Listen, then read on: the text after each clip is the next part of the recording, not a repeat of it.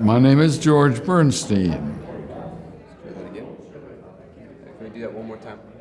My name is George Bernstein. Okay. And what branch, what rank, what war?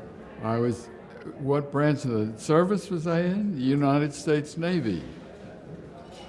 And what war or conflict? When did you serve? I served from 1943 to 1946. Great. So what were you doing before you served? I was in school. Okay. What was your tell me a little bit about that. Like what was going on before you signed up? I was at the University of Miami, which at that time was a very, very small school, about 600 students.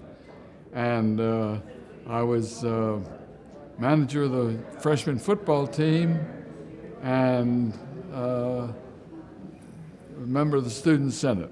And that was the highlight of my college experience. So what led to you signing up and why? I'm sorry? So why did you sign up? When did that thought come My dad and I were driving down the street on December 11th.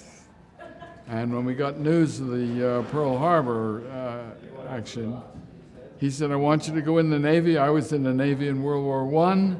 I want you to go in the Navy because you'll always have a warm bed and a hot meal as long as your ship is afloat. And that was the reason I went into the Navy. Right on. Tell me a little bit about your military experience. I picked up my second ship at Norfolk, and everybody on the East Coast went to Norfolk anyway. We had a convoy of roughly 60 ships to North Africa. While on the way back, we killed a submarine.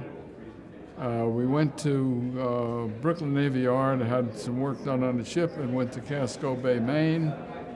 And from Casco Bay, Maine, we went on patrol between Argentia, Newfoundland, and Reykjavik, Iceland, on anti-submarine warfare duty, working with jeep carriers and a division of destroyer escorts. What was the hardest thing about being deployed on sea? The hardest thing about at sea, I had never had a problem at sea. The only time I had a problem was when I got ashore, because I didn't like saluting, and they like to salute in the Navy. Check. So you have a little rebellious side. I have, absolutely. Why? Where did that side come from? My dad was an individualist. To give you an example, I was home on leave one time on Flagler Street in Miami, which was the center of the Naval District was there. And I saw an officer being arrested by Shore Patrol for carrying an infant daughter because they had a non-fraternization rule in that district. That just didn't bother. I didn't go for that. Yeah, check. All right, well then, let's see here. Can you recall any specific moments that you want to talk about the militaries? I'm sorry? Are there any other specific moments or memories that you may want to bring up about your experience in the military abroad? Anything that stands out to you, that comes back to you? The thing that stands out most is that when we were operating between Reykjavik and Argentia, Newfoundland, we were operating with some small carriers, which their base was Liberty ships. They were very small. And we were operating in 30, 40, 50-foot seas. And these things were popping around like corks. And the pilots that flew off of those things were the greatest heroes of the war, as far as I'm concerned. Because if you can imagine the way a little 250-foot ship is working in a 30, 40-foot sea, you can see that there's not much room for error. And that was probably the most exciting thing I did. Well, I guess after the military, what did you end up doing? I went back to school, finished at the University of Miami, and went into I became a salesman for a grocery company. And then after a couple of years, I went into the life insurance business. So what would you say, since then, what kind of life, how has, like, I guess, the experience of the military formed your sort of work ethic or your sort of... Life has been wonderful. I had a long time selling life insurance. As a matter of fact, I didn't retire until about 4 years ago. I was about 90. And I enjoyed every minute of it. What do you look forward to most on this honor flight trip? I've already seen everything I could imagine it to be. The roll call was fantastic. I'm going to try to answer every single letter I got, and I got a bunch of them. Yeah, that's pretty cool. Do you expect to see any memorials that you want to see, World War II memorials or anything like that? Yeah, I saw the Iwo Jima Memorial, and that's the only one that I've seen. I haven't been to Washington in a long time. And I was only there twice, I think. Once on Navy Day in 1946, and then just about 10 years ago. And what would you describe? What kind of feelings do you have when you're around the memorials and around other veterans? Maybe put it in a metaphor, or is it more of a... I don't know. It's hard to say. It's horrible to see all those signs, all those names, all those wasted lives. It's just terrible to me. I'm glad that they're there, that they're memorialized, and the reception we got when we landed here in Baltimore, people applauding. I've never been applauded for in my life, and yet they were there, and they really meant it. It was just a wonderful experience. Awesome. Okay, well, I would say, based on your life experience and your wisdom, if a little kid asked you, what's the key thing to life, what kind of advice, based on your experience, would you give? Stay out of war. It's the worst thing there is, and it doesn't solve anything. That's the problem. It doesn't solve anything. I fought against Nazis, and now I see Nazis marching in the street. I can't take it.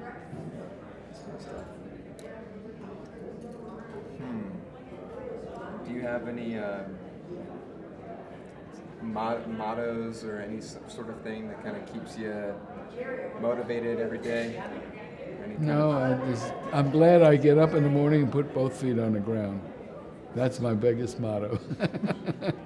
All right, well, I think that pretty much takes care of it. Thank you so much. Appreciate it. Thanks for stopping by. Branch. Yeah. Well, my name is Carl Max Eugene Schmid, and when I first enlisted, they always went with one initial. And so when I got down to the recruiting office and they typed up all my papers, they forgot the E. So they had to redo the whole cotton picking works because that was on my birth certificate. My great uncle was Carl, my father was Max, and his brother was Eugene. So I got the full string of everybody, and so it hung with me. And the thing about it is that I was, you had your initials above your shirt, and it always said KME. So if anybody wanted to know something, especially in the squadron, go down and see KME. He'll take care of you. He'll do something for you. Yeah, so I went in 1951, and because of the fact that Korea was coming on, I was in University of Wisconsin, and I ran out of money. You know, working people didn't have that much money to spend for college and things of this nature. My aunt had got me started off and helped me that first semester, but that was all. So then I went down and enlisted, and after the enlistment, I came home. My mother gave me my draft notice, which I took down to the draft board and asked the lady, I said, what am I supposed to do with this? And she said, fill it out. And I said, well, here's my ID card. And she snatched that thing away from me. She said, get out of here. So, you know, it was that from that point on in time, I went from there to, I transitioned to aviation from seaman. And I got in the aviation branch because I was really interested in mechanics. And so I wound up as a aviation machinist mate, they called it then. But at that time, it was all reciprocating engines. So I stayed with reciprocating engines until from 1951 on through somewhere in the neighborhood of 62, 63. And they used to give examinations twice a year. And I went up on one of the examinations, and there was only 5 men going to make it out of 2,500. Well, you could see the handwriting on the wall that this was shutting down because jets were coming into effect. So I said, okay, I told myself, I got to do something. You know, I got a family and I wanted to make chief. And I said, okay, fine. So I went ahead and started a study program where I would tape questions the night before, leave a space on the tape recorder, try and answer it, and then the next morning at breakfast, I would listen to that tape. I took the chief's exam and never put 150 questions. I never put my pencil down until 120. I knew every answer, and I made it the first increment. And I told this AE, an electrician, I said, I made that. No problem. Yeah, oh boy. I did too, on the first increment.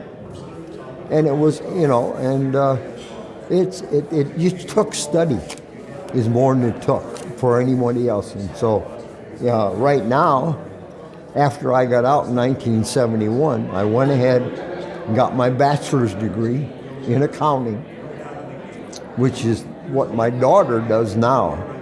And my son follows in my shoes, went to the Naval Academy, wound up as a pilot, and he was an AWACS plane commander during Desert Storm, flying electronics, airplanes, you know. And I flew to Connie's on the Barrier in the 1960s, so I was familiar with the electronics warfare. Were you always so studious and disciplined to learn? Yeah. Where did that come from? I think from my father more than anybody else. My father had a high school education is all he had. He went to work for Ellis Chalmers. And he always told me, he said, hard work and study is the thing that'll get you up going and around.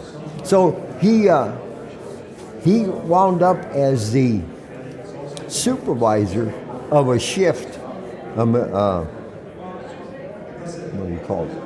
A mechanical shift of men at Ellis Chalmers, which at that time they were building turbines. They built all of the turbines that went into the Boulder Dam. And I'm trying to find that picture, but I got a picture of him standing next to one of them turbines, which is like this, way up there. You know what I'm saying?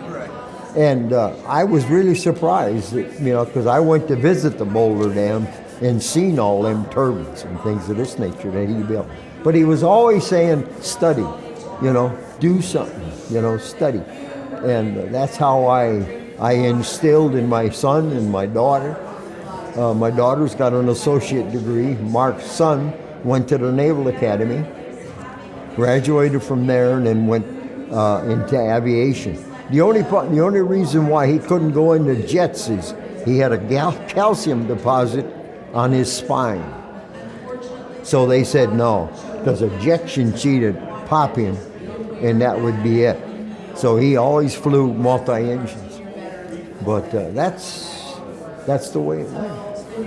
So I went, after I got out, I did weight and balance when I was in the service, where you take an airplane and then take the weights off it and then everything else of this nature, put a fuel load on it and all, and go from there. So then when I got out, I had 2 credits. I had two credits at the University of Hawaii, because I was stationed over 5 years, so I went to school. So then I said, okay, I applied those credits to a college in San Diego, and I went ahead and got my bachelor's degree. And it took me exactly 8 years, from 1973 to 1981. And I was standing in line to meet the admiral at the Naval Academy for my son's graduation, when I was supposed to be graduating in California. Yep, best excuse. The best excuse. You had a family pretty young, so you always considered yourself... Well, I turned 25 and got married in the same year. My wife was 23. So we went ahead and our son was born, we married in 57. Our son was born in 59, January 59. My first tour of duty out in Honolulu. And I was flying. I would take care of him up until midnight.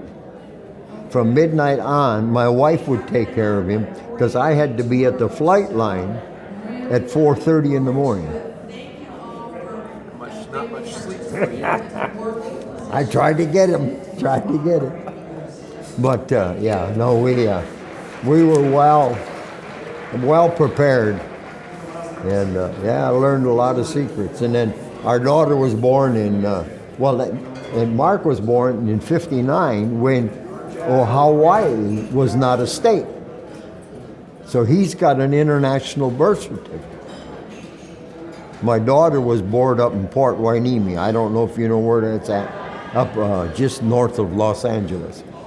Yeah, she was born up there. So I was stationed up there at the time.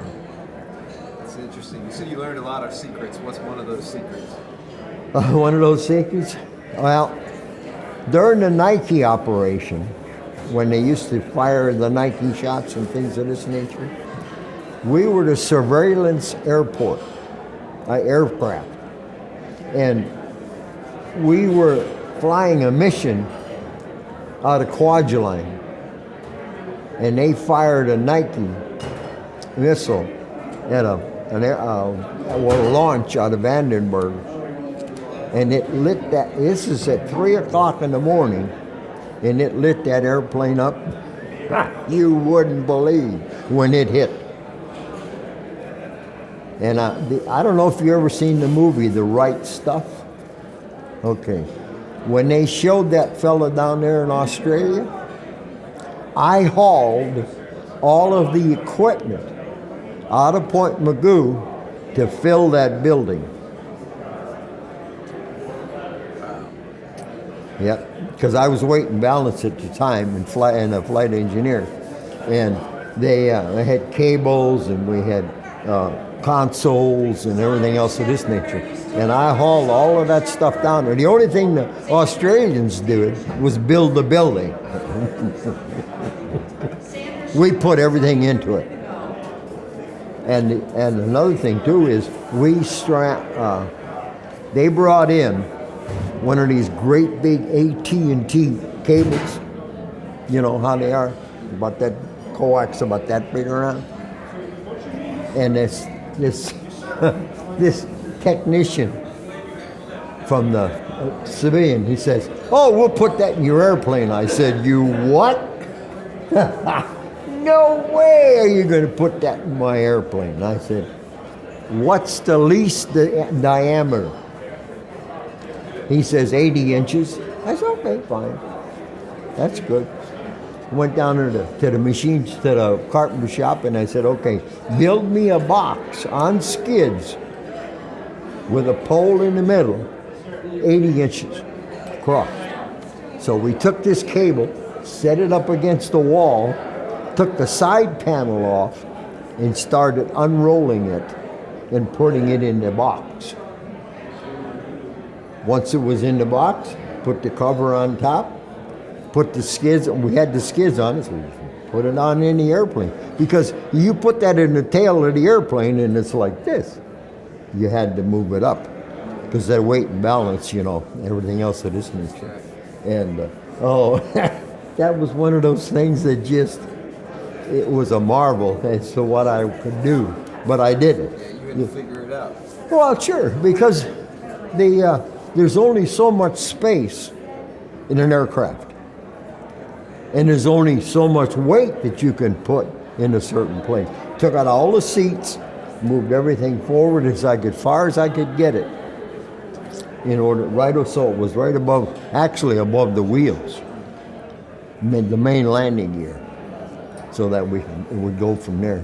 But we found a few submarines when I was on patrol, and things of this nature, but that was one of my big accomplishment was to be able to take all of that equipment down there so they could build the building, and it was in what they call Woomera is where they put it. That's their white sands. I see. Yeah. Flat surfaces. Yeah, but I mean, like we have white sands, you know, as a testing ground where it's out in the middle of nowhere. Well, that was what this Woomera was. Same thing. Same thing. You mentioned submarines. Quickly, let's go over these photographs. Tell me a little bit about the Midway and a little bit about your class. Well, I was a ship's company on the Midway, and we maintained the aircraft. We had, at that time on the Midway, we had reciprocating aircraft, we had jet aircraft, and we were in charge of all of the basic aircraft to keeping them going. And, you know, if they had mechanical problems, then they say, well, we got an engine that's got a problem with it, they'd send it down to us. And we were in ship's company. What right now is the USS Midway, where the stand is, where they have all of the things that you can buy and stuff, that was my working space. When I was aboard. And so the first time I went there, I looked at it, you know, and there's a hatch over on the starboard side. And I looked there and I said, now that's my hatch. Welded shut. That's where I went down to my compartment. We were only down one deck. So up we went, worked, come right back down. And it was right next to a sonar station. So the sonar men would leave the door open because he was air conditioned, see? And we're in the China Sea, you know, then it wouldn't. But we had a lot. And that submarine that followed us through the China Straits was after we left Cape Town, South Africa. That was another thing. We never did find out who it belonged to. Never did find out. Mystery. Yeah. Well, let's, I guess, one final question, or if you, What's it going to mean to you to see all these memorials? Oh man, this is great. This is going to be. I was stationed in Oceana, Virginia. I mean in Brunswick, Georgia, which is now the FBI station.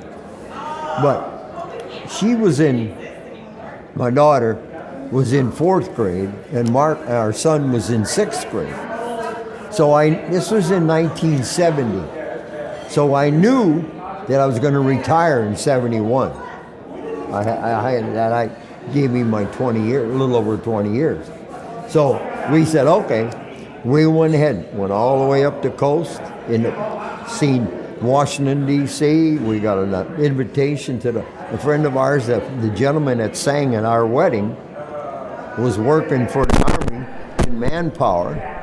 He got us tickets to the White House, and then we went on up to Washington, up to New York, and we got my wife's uncle took us around New York, went over and seen the Statue of Liberty and Ellis Island and everything else of this nature. So that 1970 is the last time that any of us have been back there. So it's good. A lot of these memorials weren't built in 1970. We only got to see the changing of the guard, and we got to see the Marine Corps Iwo Jima, and that was about it. There was none of the memorials were there, but it's going to be something wonderful right now to see all of these right now. It's going to be a great thing. Be able to see it, every one of them. Well, I think that's all I got for you. Okay. Go ahead and stop. Well, my name is Russell Jacobs. I'm a farm boy. I was born in 1930 in South Dakota. I spent most of my adult life in Iowa, still living on a farm, raised on a farm. And in the growing up years, I really anticipated not ever doing anything but farming. That's all I knew, and so on. After I got out of high school, I went to work for a construction company in Sioux City, Iowa, and learned a little of construction and planning business, what it takes to organize a construction crew and so on. So in 1952, I fell in love. Oh, golly. What a time. Beautiful young girl. And we decided to get married because I knew the draft board was after me. I had talked to my draft board, asked them how much time I had, because everybody was getting drafted and going to Korea. And so they said, well, about 6 months, maybe. So Becky and I decided to get married. Oh, my. That was so precious. Well, it turned out I was a year and a half before I got drafted, so we had some good time together, and I got a little more experience. Well, when I got drafted, I went to the induction center at Fort Sheridan, Illinois. And they do a little interview with you, want to know where you're from and what you did. And so I talked to the guy, and fortunately, a friend of my wife's had given me a tip. He says, take along a letter of a recommendation from your boss. He can write down, what a good worker you are and what your experience and stuff like that. So I gave that to the guy and he looked at it and said, hey, I'm going to go get somebody else. So he come back with a major. I'd been in the Army one day. And he brought this major back, and he was talking to me, blah, blah, blah, blah, blah, blah, blah. And he said, I'm going to give you a permanent MOS, military occupation specialty. You're going to be a cartographer. So I said, yeah, that sounds good. So when everybody shipped out of the induction center, literally everybody went to Fort Benning, Georgia, except me. They sent me to Fort Belvoir, Virginia, for combat engineer training. So I finished that.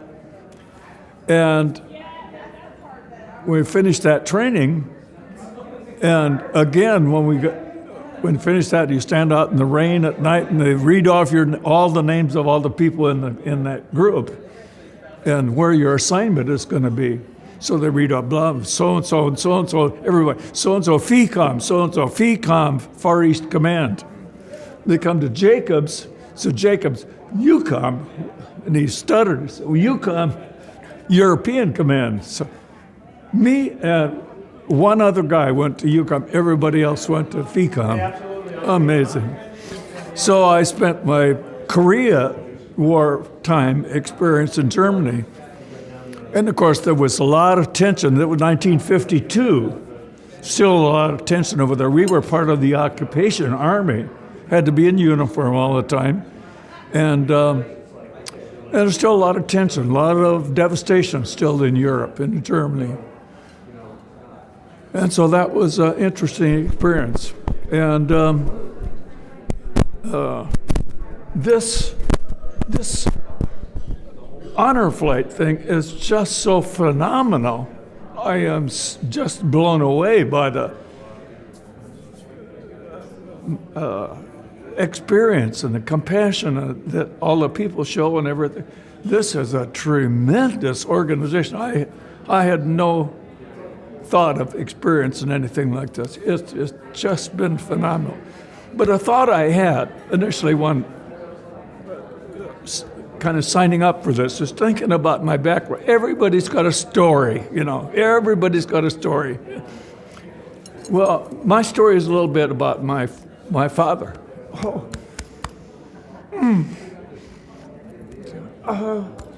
He was a farm boy from South Dakota. Got drafted in World War I when he was 17 years old. I'm not sure about that, but a young farm boy. Went through basic training at Camp Funson, Kansas, got sent to France. He was at Verdun in the trenches. Oh my. And then my uncle that ended up raising me, he was another farm boy from South Dakota, got drafted. He went to France as a mule skinner. He knew how to drive horses and mules. And he drove mules with ammunition wagons. Oh boy. So thinking about those guys, they really did something. I did nothing. I sat at a desk and drew maps. Oh boy. But it's hard, feeling that there are guys here in this group that were in combat, getting shot at. And I never got shot at. All I ever shot at was a target, boom, boom.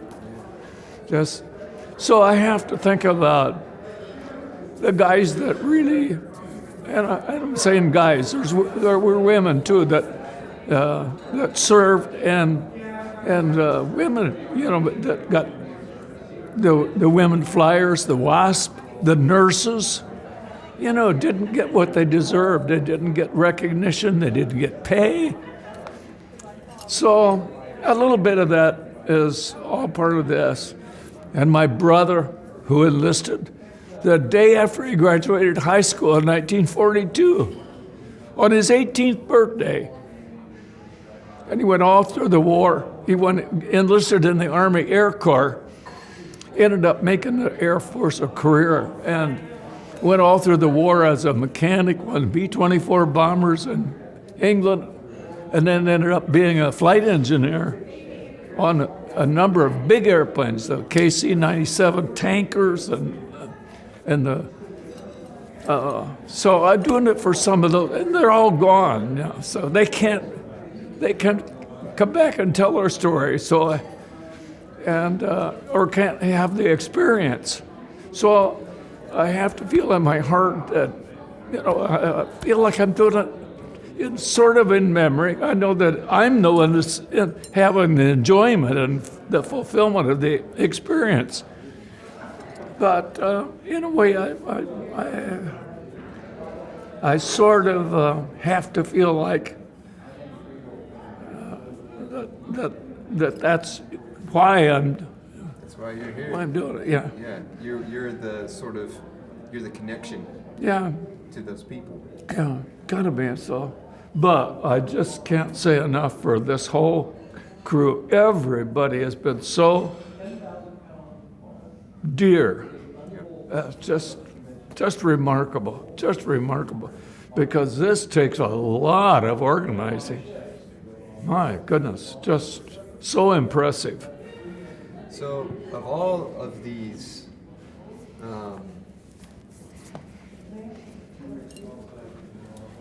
stories and all of this connection you have that kind of gave you purpose to join initially and everything, what would you say out of all of your life experience and knowing the experiences of your family as well, trying to take all of that and you can distill it, what kind of virtues would you, or what words come to mind, I guess, in terms of things that are important in life, I guess? Well, that's really a deep question to really rationalize, really wrestle with what is really important, and it's easy to say, well, just do the right thing. Always do the right thing. Well, what's right for one person is because we come from different backgrounds and different life influences. So what's right for one person might not be right for someone else. But I guess if there was a single word that would sum up what I would hope that people could be, the word would be integrity. Honesty with yourself and honesty with others. Don't cheat. And I think of any of us that have used an eraser on our golf scorecard, maybe. That's great. A little bit. Yeah. Or, sneak a look at our neighbor's test paper. Sure. Been there before. But I might have been down that road. Well, what you've shared is so powerful. I only have 4% left on this card, so we're running out of bullets. okay. But, I so appreciate the opportunity. And the people on this whole thing, they're always so willing to listen. I've told this story, or parts of this story, a couple of times, several times, but to different ones. And just so impressed with the group. And it's been a really rich experience for me. Truly has been.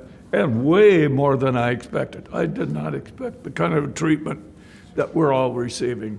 And so many have said the same thing. you and those that you carry with you too at the same time. Because if they're clapping for you, it basically means symbolically they're clapping Yeah, for well, everything yeah, that carries on through your knowledge. well, So it's so be it. it's pretty epic. Oh, well, yeah. All right. Well, hey, thanks. Well, thank you. Thank you for the chance to Talk it out. voice. Yes, Sure. yeah. E, F, G, H, I, J, K, L, M, N, O, P, Q, R, S, T, U, V, X, Y, Z. Hello. Very good. I've been in better voice than earlier used.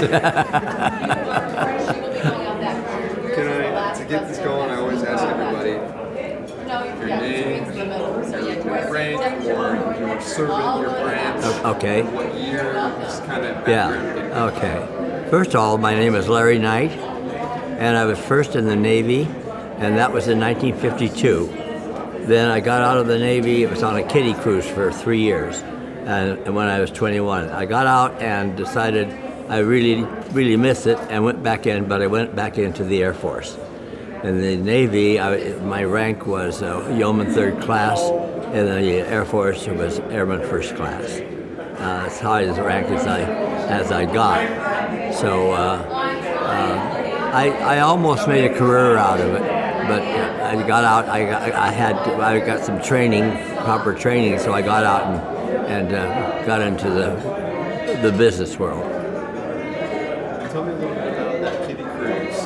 So you were 17. That's correct. I mean, what's going on in a 17-year-old's mind that would? Well, in my particular case, my parents were happy to see me go. You know, they said when I got on the bus, you know, this is not your home anymore. Goodbye, enjoy, come and see us sometime. So I was fresh out of high school, and I had no any kind of training to go into the business world. So I thought that would be a good idea. So I joined the Navy. Thoroughly enjoyed it. I went aboard an aircraft carrier, and I edited the ship's newspaper and also the tour book. We went to Europe for a year, which was fabulous. We hit all the big ports from Istanbul to Gibraltar. What would you say? Do you have any memories that stand out from those days? Well, I remember Italy. We were out of Naples, and Naples is a lovely place to be out of. And you know, it's Capri out in the bay, and all the food and the smells of. But I thoroughly enjoyed that. That was just, you know, it was a millionaire's trip for free. Yeah, it was terrific. Thoroughly enjoyed it. Millionaire's trip for free. Makes sense. Thank you, Mr. Navy. All right. Well, let's see here. Did you?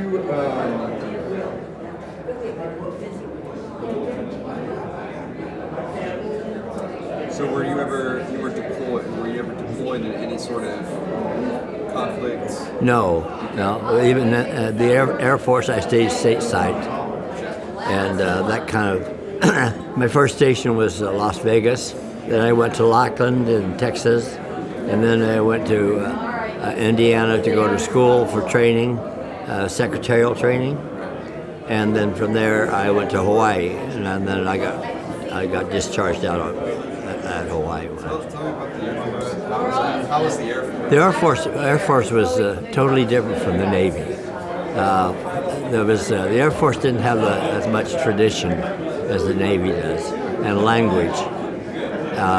Although the Air Force was great. I mean, because of my skills, I was able to avoid KP, and I enjoyed. I miss it. I would go back to it if I could. But of course, that's long gone. Well, what would you say is the aspect that you miss most? I guess about this? I think the sense of belonging.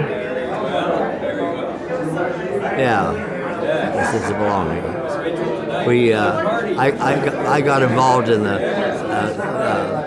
I don't know what I guess you'd call it the social side of things when I'm in the bases that I was in, other than just do that, go get drunk with the boys or go to bed. I got involved, and it was easy for me to get involved. It was comfortable. They made it comfortable to get involved. Then would that be kind of what you think? Is that what makes you appreciate these programs?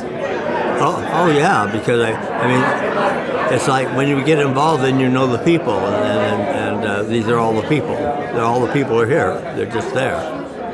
Well, then tell me a little bit about after your life in the military.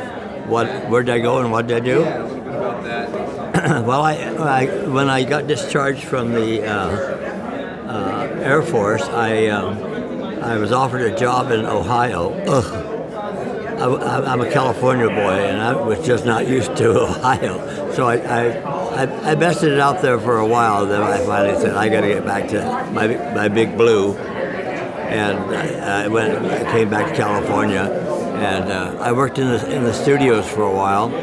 Then I did got secretarial jobs, and I wound up being a butler. And then for the next 30 years, I was a butler. So it's amazing how that happens. The butler job came out of my agency called and said, "Do you think you would enjoy a butler job? We have a great job that might be just right for you." So that started me off in Beverly Hills, and took me to Palm Springs, and took me to Denver, Colorado, and back to Palm Springs, and yeah, I thoroughly enjoyed it. And if my legs hadn't given out, I'd probably still be doing the dance, because that's what being a butler is doing the dance. We're leaving in about 5 to 10 minutes. Okay. All right, well then, I guess let's just wrap this up. Can you talk to me a little bit about honor flight and your... Yes, I hadn't heard of the honor flight thing, and I don't know how I did hear of it. I know, it was in the news. Everybody applauding them getting off the plane. I thought, oh, that's really neat. I wonder how. So I just looked it up and called them. I said, can I register for it? And they said, yeah. Well, who are you and how long were you in the service? Took my service information and said, we'll call you. And they called me. And here I am. Yeah, really, it's been really, really neat. I'm thoroughly enjoying it. I am 85, and I'm not around people my age. I'm just not, and so it reminds me that I'm 85. Oh, it's also a camaraderie thing. Yeah, and that's what it's neat, and all the guys everybody is so friendly. Yeah, everybody's joined the club just right away. Good. All right. That's all I got. Thank you, sir. It's been a pleasure. Thank you. Thank you for your interview. My name is Crampy, Don Crampy. I was a sergeant in the Marine Corps. I made the famous Incheon landing on September 15, 1950, at the age of 21. My background is, first of all, I am a Mason, what they call a sojourner. And I wear the George Washington costume, and I give the American creed all over the United States. And I'm also involved with a youth organization, and we're in 50 states and 26 foreign countries. We deal with young adult boys and girls. The name of the foundation is the Hugh O'Brien Youth Foundation. The old Wide Earp type of person. He was an actor. But my dad was also in the Marine Corps, First World War, and my brother was in the Marine Corps during the Second World War, the youngest DI in the whole history of the Marine Corps, 17. And then I served in Korea at the Incheon then, but I also served as a USO director in South Vietnam when I left college and got my degrees through the GI Bill. So that's kind of my background. But now on the Chosin Reservoir, have you ever heard anything about the Chosin? I've heard some stories, yes. All right. I'll try to do it real quick for you. Please. The Chosin Reservoir, after we invaded Incheon and we moved the enemy up to the 38th parallel, we had what we call the 2nd Army Division on our left flank. 1st Marine Division was in the middle, and the Turkish Division was on the right. General MacArthur had heard that the Chinese were forming, but he didn't think that they would come over. So, what we're trying to say to you is there's a difference between how the Army works and the Turks works in the Marine Corps. If you know anything about Marine Corps training, I'll do it real quick like. When you go through boot camp, you learn to innovate, adapt, overcome, think out of the blocks, and always have a contingency plan. Our generals decided that when they heard the Chinese were forming, our Marine Corps said, we better have a contingency plan. They did. We came down on a goat trail. We took our jeeps, because they have a shorter, and we took our trucks and threw over the greens so the enemy because we couldn't take the trucks in it. And they had the ammunition, we had to give away the food so the enemy couldn't get it. We took our dead and wounded Marines on the stretchers and put them across the jeeps. And we came down the goat trail, and our Marine Corps fighters were strafing. Now, what you may not have heard, we had actually 90,000 people on the line between the 2nd Army Division and the 1st Marine Corps Division and the Turks. They came over with 10 divisions times 30. 10! And we were completely enveloped. Completely enveloped. And I want to let you know the first wave, when those Chinese came over, they came over with rifles and they had shoes on. But every wave after that, with our BARs and we were dropping them and everything, the Chinese government evidently don't care about their men. They didn't have shoes. It was 45 below zero, and their feet were bleeding, and they didn't have rifles. What they did is they picked up the rifles from the dead Chinese that we had killed the first wave. And that's how it went. And when we went down to what we call the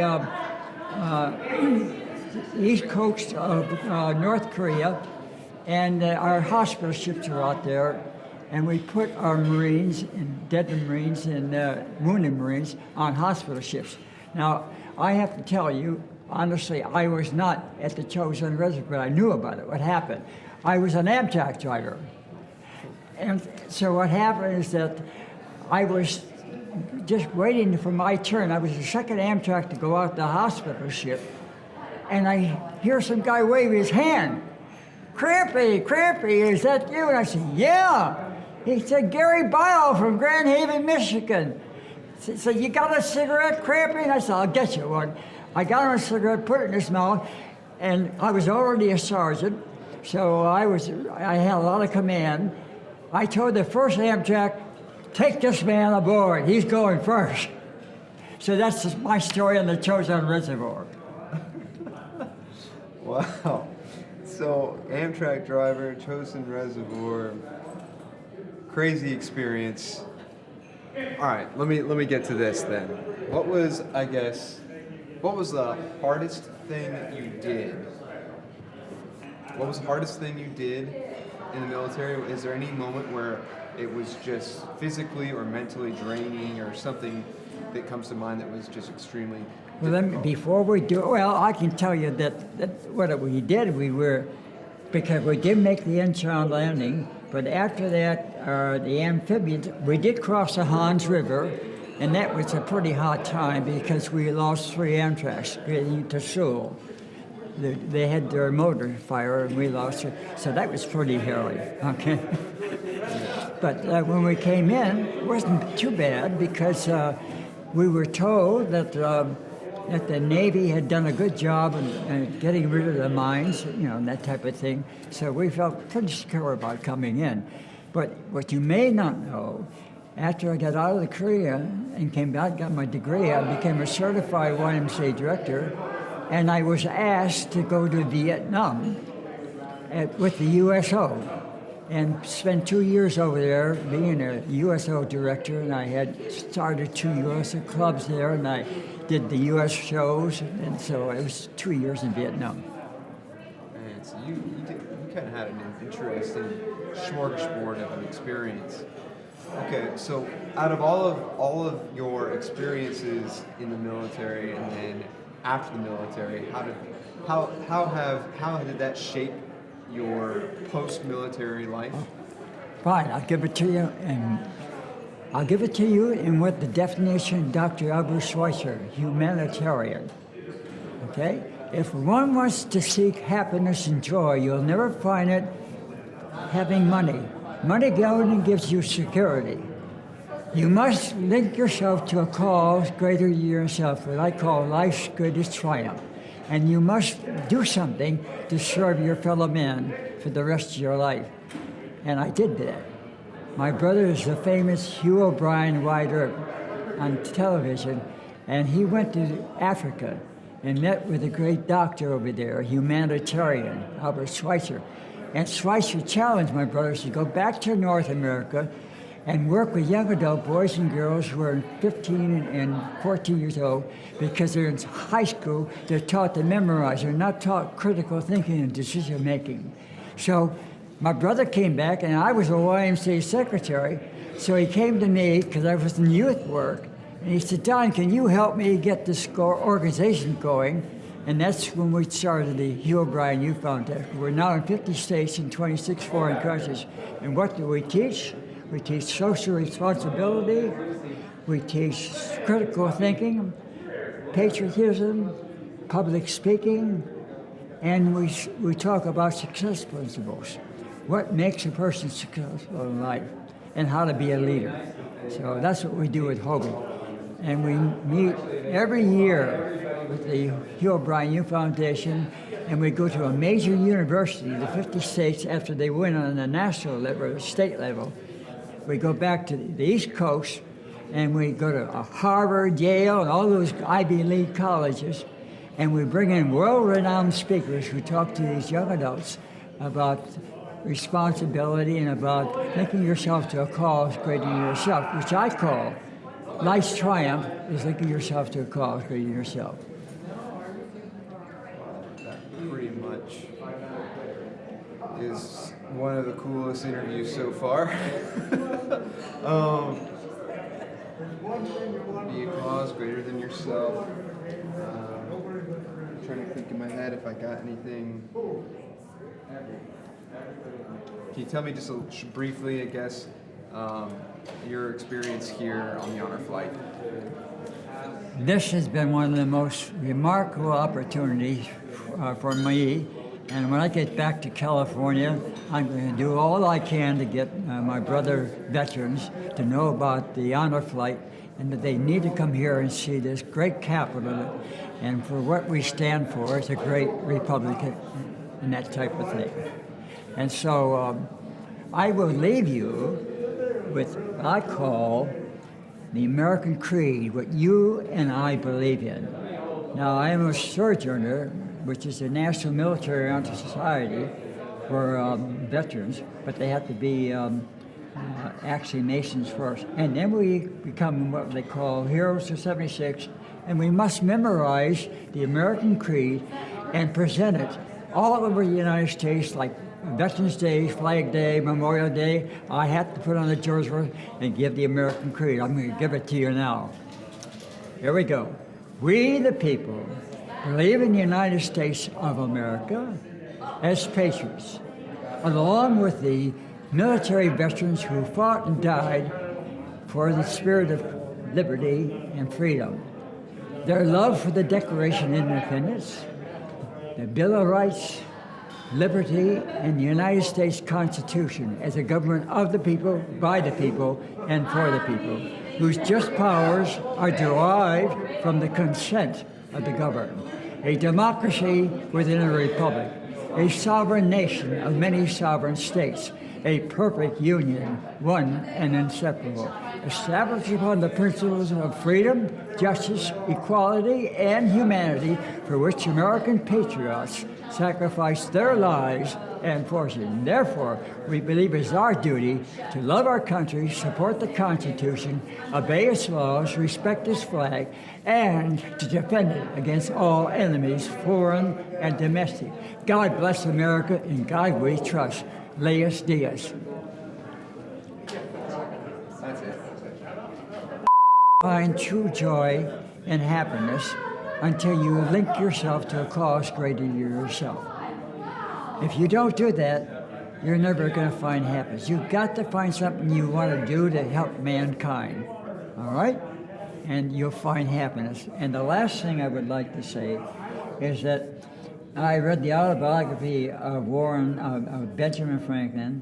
Did you know that Warren Buffett, the richest man in the world, became rich because of Ben Franklin? Ben Franklin gave him the secret to wealth. And I'm going to give it to you, and we have already taught this to our young adults as far as Hobie.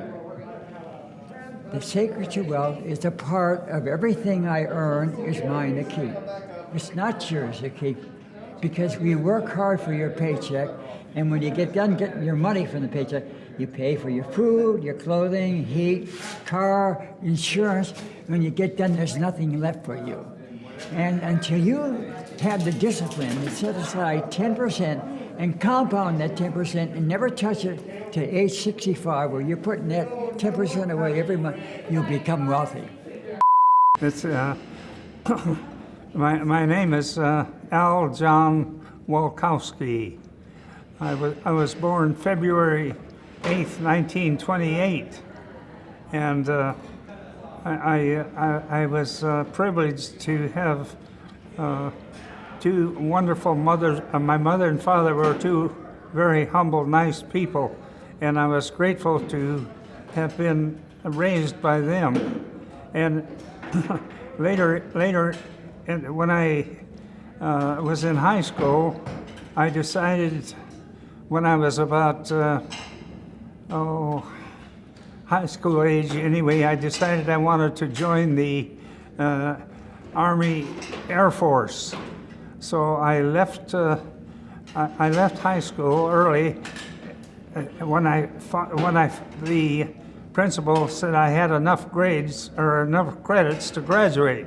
So that was enough to encourage me to go serve my country. So I was shipped out of to Chanute Field, Illinois, and then from there I went down to Texas, and let's see. Well, getting back to the incident that I wanted to bring out was the fact that I was a Salt Lake City firefighter, and I was the captain on the engine, and we rolled up to this fire, and I see the mother out there screaming, and so I told my crew, I said, forget the plug, let's just go on in. So we did, and when I arrived, there was this gentleman in his skivvies reaching through the window for the child. And so I pulled him back and jumped back in through the window and then started searching. And I walked, it was so hot in there that the cupboard doors were actually burned off of their frames. So I remember picking up one of those doors as a heat shield as I crawled down that hallway, and I finally got to this particular entrance, the door, and I went in and was feeling around, and there was this little baby, not baby, but about 2 years old, girl, lying face down, and her body was about 80% burned. That was to me, it was a very tragic thing, but I managed to bring her out and go back to that window and hand her to my co-buddy, and so we laid her down on the lawn and started to do little compressions, and her mother was just sobbing like you wouldn't believe, and we just kept us up until it was too late, and she passed away, and that to me was one of my tragic moments in the fire department. So. And that happened after your service or before? Let's see. It was after I was after I got out of the military, and I joined the fire department. Yes. So, would you say that was one of the hardest things you've experienced in your life? I think it really was. I can't recall anything that was so intense and so. What should I say? It was a critical situation, and I performed to the best of my ability, and consequently, she still passed away 3 days later. Well, tell me a little bit about when you were in the service. How did that? Where did all of that kind of, I guess, that discipline and that sort of responsibility and like. Yes. Where did that all develop, and how did that develop during the service time period? Well, when I was in the military, I learned obedience. I learned to take orders and to be prompt in whatever I was doing. So consequently, I did have some background experience, you might say, towards firefighting, and I'm just so grateful that I had that opportunity. But on the other hand, I feel very sad for the losing a little child. So I just thank my Heavenly Father that I had the ability to try to do the best I could, and consequently it didn't pan out, you might say. So, but I know one thing: she's up there with in the arms of the Savior, so that she is comfortable. But let me ask you this. So that was one of the most tragic things. What's one of the happiest things? Excuse me. The happiest things in my life is, I guess, when I married my dear wife. And we met let's see, what was in the summer? It was August. I met her on August the 20th. I was in the military at that time, and I came to Camp Kearns and went to a dance, and I saw her, and I says, "That's for me." So consequently, I married her 2 years after I met her, and first of all, she gave me a phone number, and it was 31195. I'll never forget it.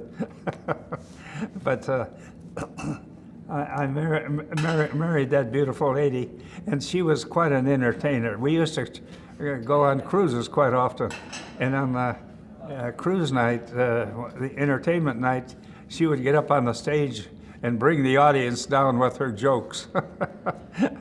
That was the kind of a lady she was, and I just loved that lady so much, and then I remember the day. It was about 6:36 at night, and I was holding her, and her body went from warm to cold, and that she passed out, or she died in my arms. Beautiful lady. You are would you describe yourself as a fearless person? Fearless? Oh, yes, I would say I am, because I wouldn't hesitate a minute to go into a burning building to save somebody. So consequently, I guess you would call that fearless. Do you think you got these traits back to the beginning? You said your mother and your father were extremely good, just great people. Yes. What made them great people that kind of made you a good person? Well, they were hardworking people that believed in Christianity and togetherness. They believed that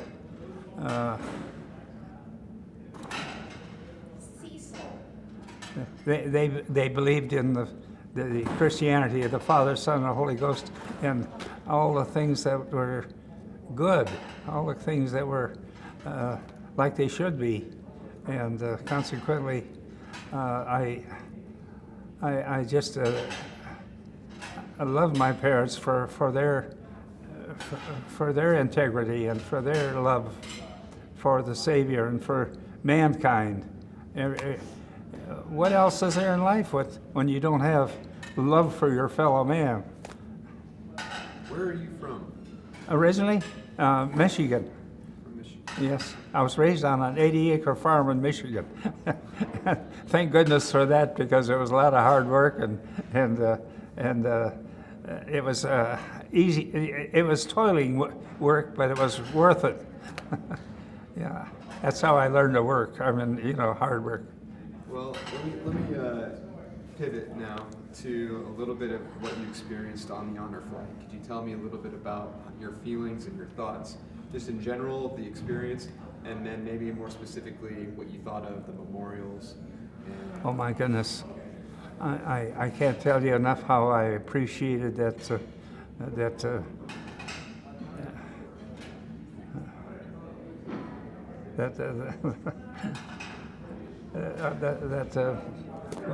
Honor flight. It was a highlight of my present day because of the what should I say? The camaraderie of the military guys that fought so hard for this great nation, and it was just a most enjoyable time to be, with these veterans. Myself as kind of a junior veteran, you might say, compared to some of those fellows that were considerably older and served in more dangerous places than I had. well, I mean, but you still served and World War II, so that's got to count for something as well. Oh, yes. Is there? What do you feel when people say that you're the greatest generation? I guess. Oh, I'm grateful for that because I lived I lived during the time of the Depression, and what's that? 1926, I believe it was.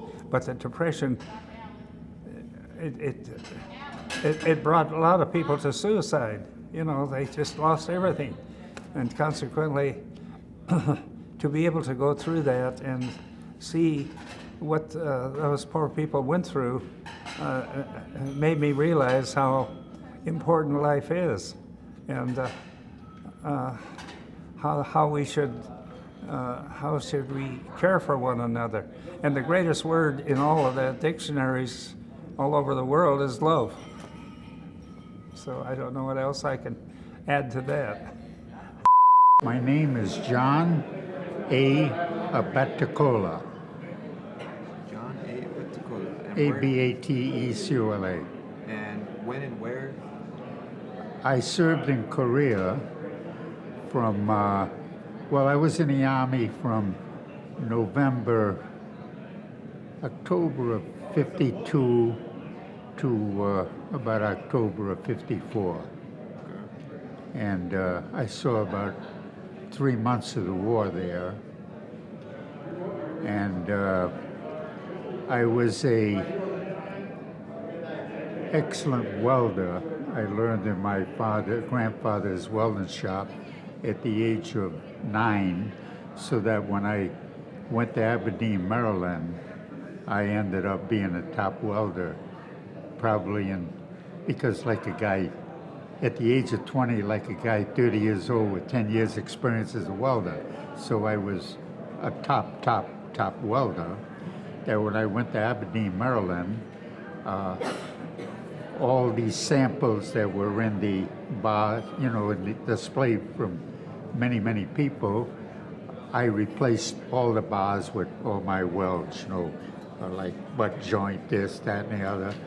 And when I got to Korea, that kind of caught up with me, because being so good, 2 days later, I'm right up there near the front lines, welding for about 40 hours straight for a pipeline that was knocked out by the Chinese, and they were going to replace it over a bridge, a shortcut, and everything over a bridge, instead of being coupled, with couples on all the pipeline, they had to be welded.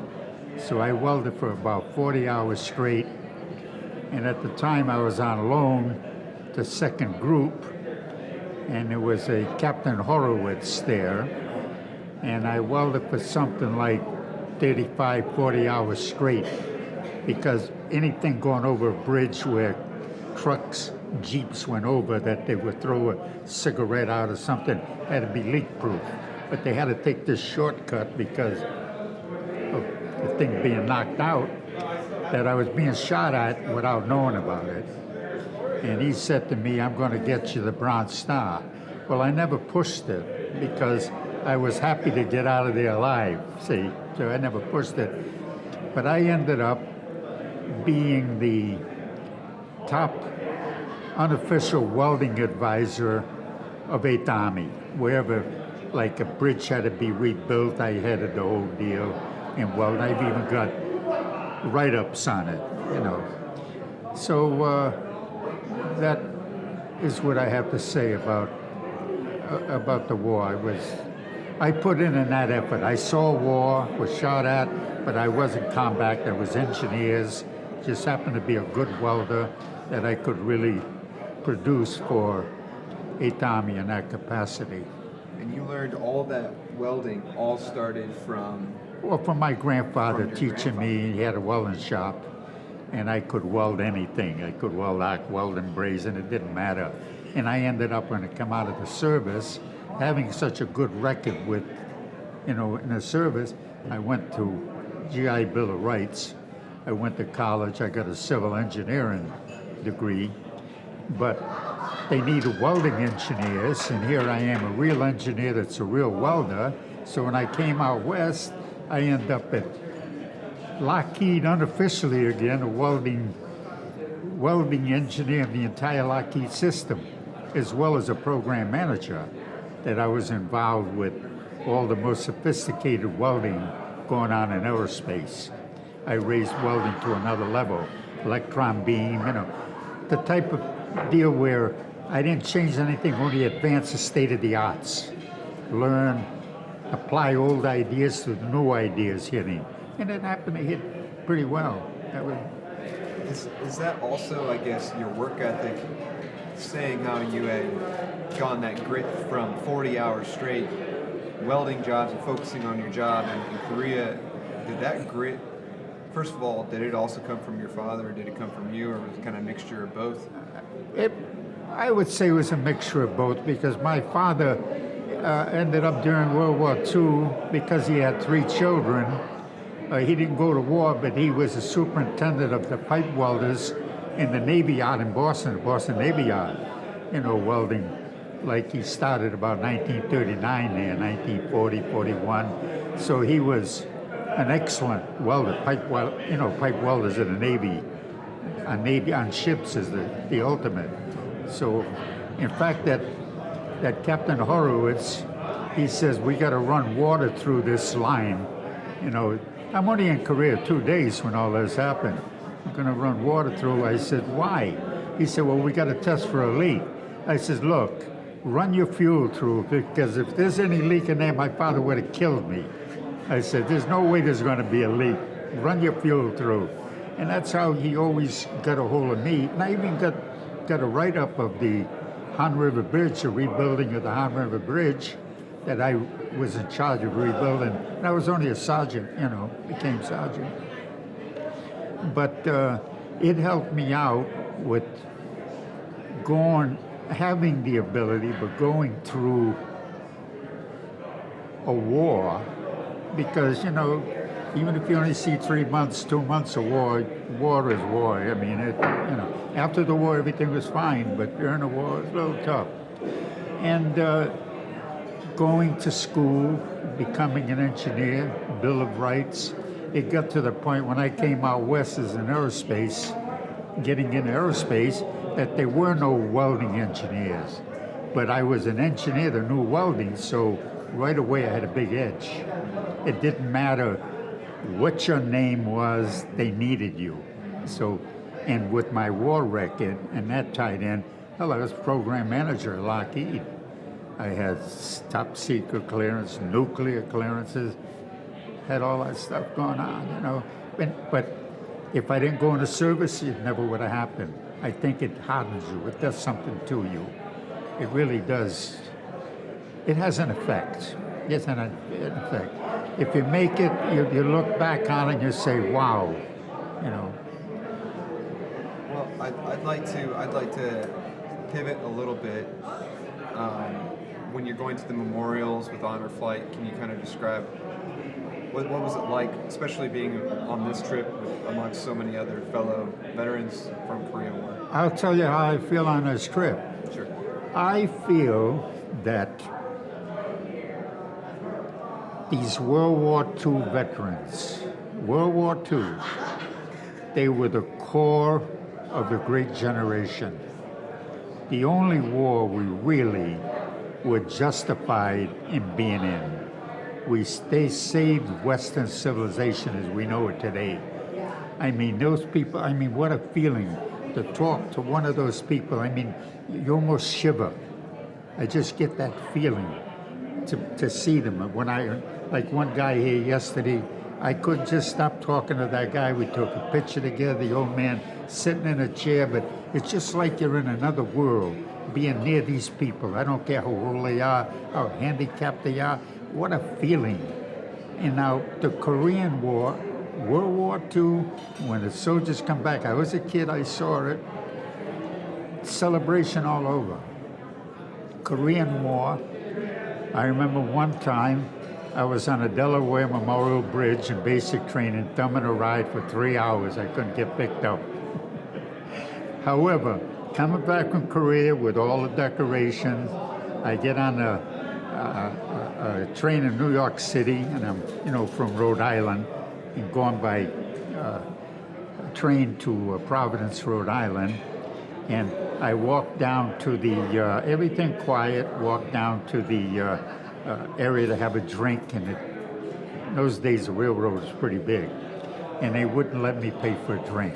There was still that feeling that you get a little bit out of the World War II deal, like Korea, they treat them pretty good.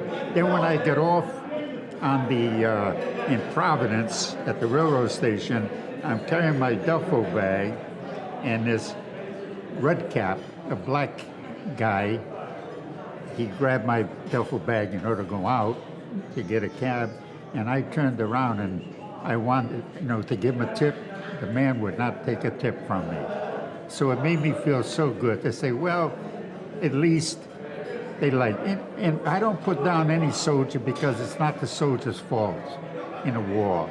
They're there, the government, who knows what they got going on, But the soldier, all soldiers, there's something special about it. These poor kids coming back today and they end up homeless in San Diego. I mean, you feel so bad for them. We're not treating these people right. We're not really not treating these kids right. So going on this honor flight there, like, that makes you feel good. And the children that send you these little notes, I couldn't believe that. To get that, the new generation is waking up to showing respect. And I just worry that we're destroying the future for these kids with all the debts, screwing up the planet, that they don't give a hell. These kids today, when they reach 20, 30, 40, 50 years old, they may not even be a damn planet left. So you worry about, but it's a nice sign to see these kids. But these people today, rather than get out there, drink, bullshit, talk, they should be doing something about these kids for the future. What the hell are we leaving them if we're going to leave them with that kind of crap? Even my generation, I don't think we did right, that we splurged and did things wrong, for the future. Who knows, look, all this plastic, all this junk all over the place. But that's getting in there. No, it's great. It's because it's a deep story. What you're talking about is how to live your life. Well, I was so moved when people say to me, thank you for your service. I just feel that I was proud to serve. I'm proud that I served and that I made it. But there's people out there that did a lot more than I did in the service, and they deserve it. And like I say, we went through. You take the Civil War, and I'm sure you know history because about 640,000 Americans were killed in our Civil War. You take all our wars combined, don't add up to that. That's terrible. And then you take that World War II, they fought the two most powerful enemies in different hemispheres, and we lose 340,000 people. That is really quite an achievement. And you take the Russian front, including civilians, 22 million people killed on the Russian front. Here we are, we fought two hemispheres. I mean, we are a special country. If only they do it right that way, you know. Don't scare the world we got nuclear. We're never going to use nuclear because what are the rich going to live on? They're going to go to one of their retreats somewhere and the world is destroyed. There's never going to be a total nuclear war. You know, it's bull crap. So put it in. I met some people yesterday, Master Sergeants, a young guy sat with us at the table. I was so impressed with the guy, so intelligent, with the right attitude, a beautiful attitude, proud. I mean, I looked at that guy and I said, this is what we need, these kind of people. See? So do you have any questions? I did all the talking. No, I think honestly, that pretty much skimmed enough. I'm gonna cut it right there. So go ahead and give me your name, Yes. your branch, when and where do you serve? Okay. My name is Justin Bartlow. I'm a Marine reservist from El Toro, California, where I first became a Marine, and I've been very fortunate to have been able to participate here with the honor flight. It's been a tremendous experience. Met many of our fellow men, and it's been a tremendous experience. It's given me, it's opened doors for me in my civilian life. I became, as a result, a firefighter, and then because of my experience at El Toro with aircraft, I was able to serve in the 1st Marine Air Wing. I served at Kimpo Airfield in South Korea. Participated in the Incheon landing. Participated in the capture and defense of Seoul. I got to travel much of the distance of South Korea and North Korea, largely due to the fact that I had the aircraft experience.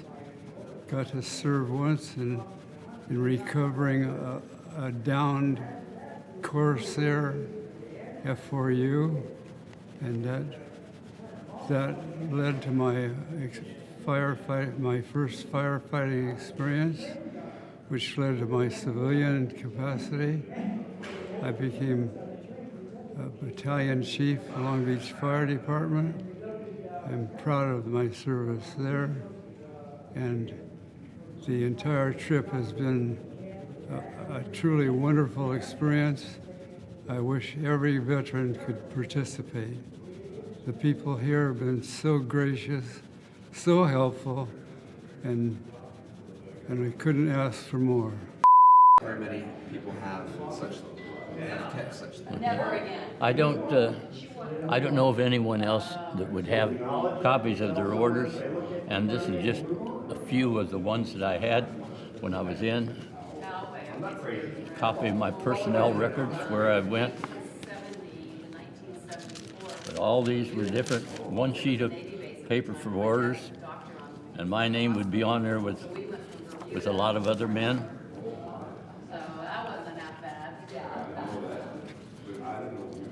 All kinds of them. Yes, I have not been, but I have friends that have been stationed. So everywhere we went, everything we done, we had to have a set of orders signed by the officers, and quite a file. And then you said you had some photos. I have some photos that was taken in Korea, Japan. These were all just buddies of mine.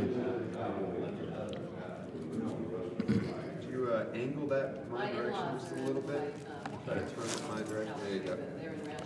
So these are pictures of some of the Koreans, a couple of the boys, tailors that we had if we needed any tailor done on our uniforms. And this is me and our little houseboy. The houseboys would take care of our area, polish our shoes for us, make our beds for us, clean the area.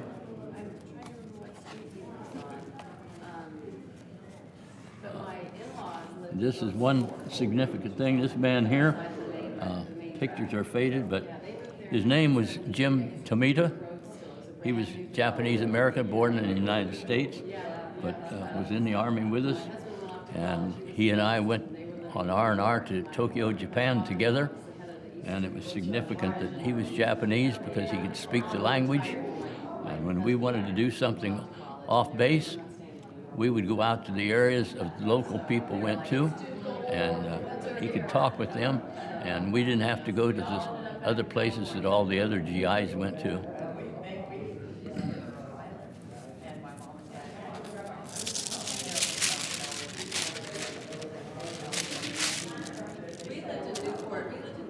These are pictures of Tokyo.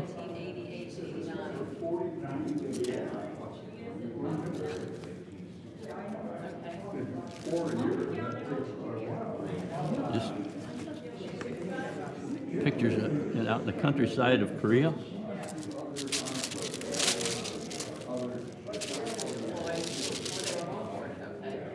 That's nice. You didn't have to go. Yeah, destroyers. Pictures South Korean troops marching. Or their small trains. We actually lived in apartments. And then I have 3 or 4 pages of different USO groups that came over to entertain us. And this particular one here is Jan Sterling. Her husband was, what's her husband's name? What do, looking at these photographs, Pardon me? looking at these photographs, what does that just, what kind of feelings does that give you? Oh, the USO troop over there was great, but then I'm glad that I kept all of these, because without these pictures, I wouldn't have as many memories. And it was not a fun time over there, but by the same token, there were good times. Here a friend of mine and I were building a horseshoe pit, and that was some of our entertainment.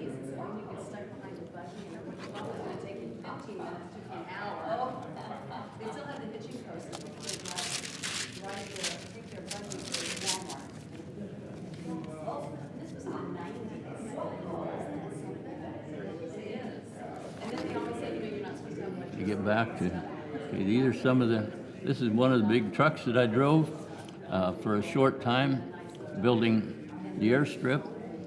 We built our outfit went to Korea to build this first concrete airstrip in South Korea to accommodate the jet aircraft, which they weren't able to have over there yet. All they could have was the F-51 propeller planes.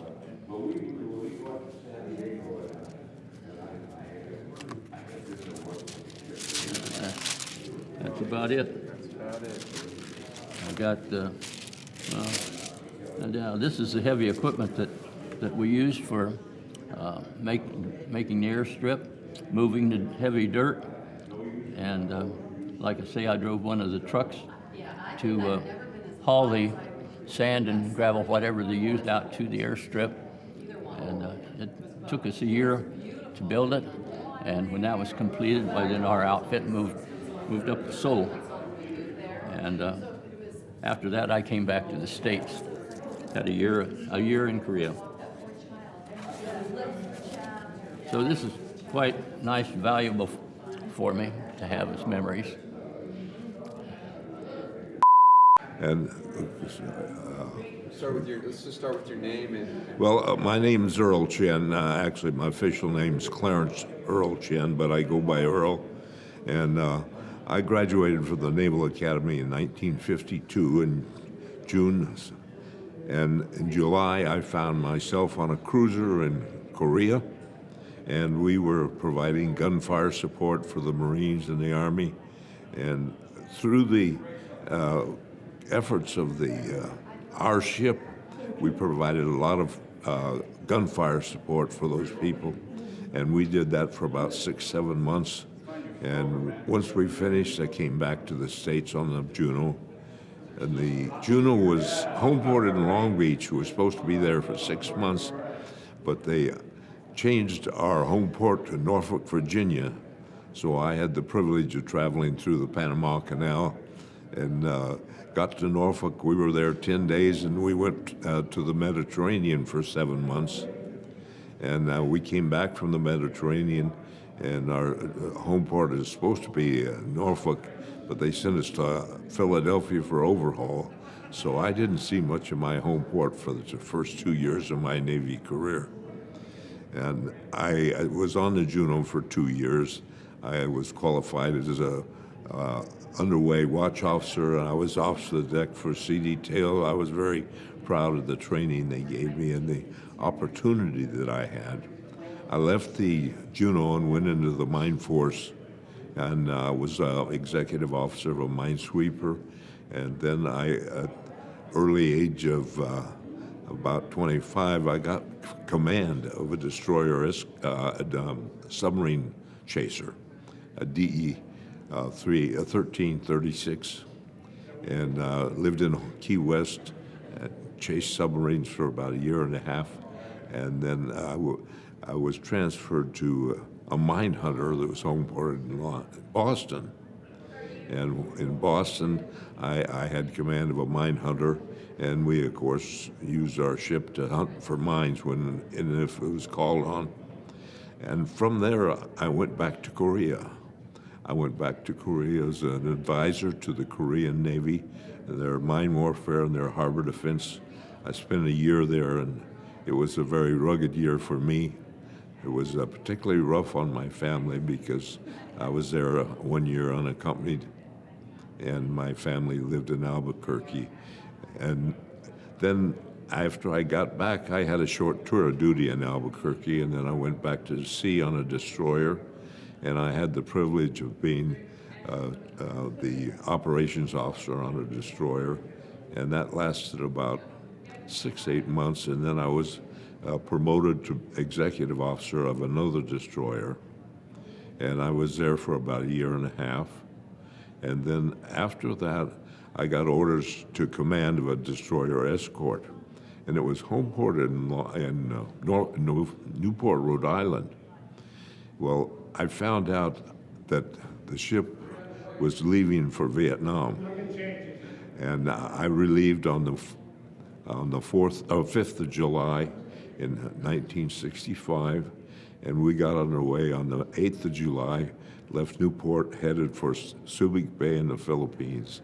We went practically halfway around the world and immediately went to Vietnam, where we provided gunfire support and patrol up and down the Vietnamese coast.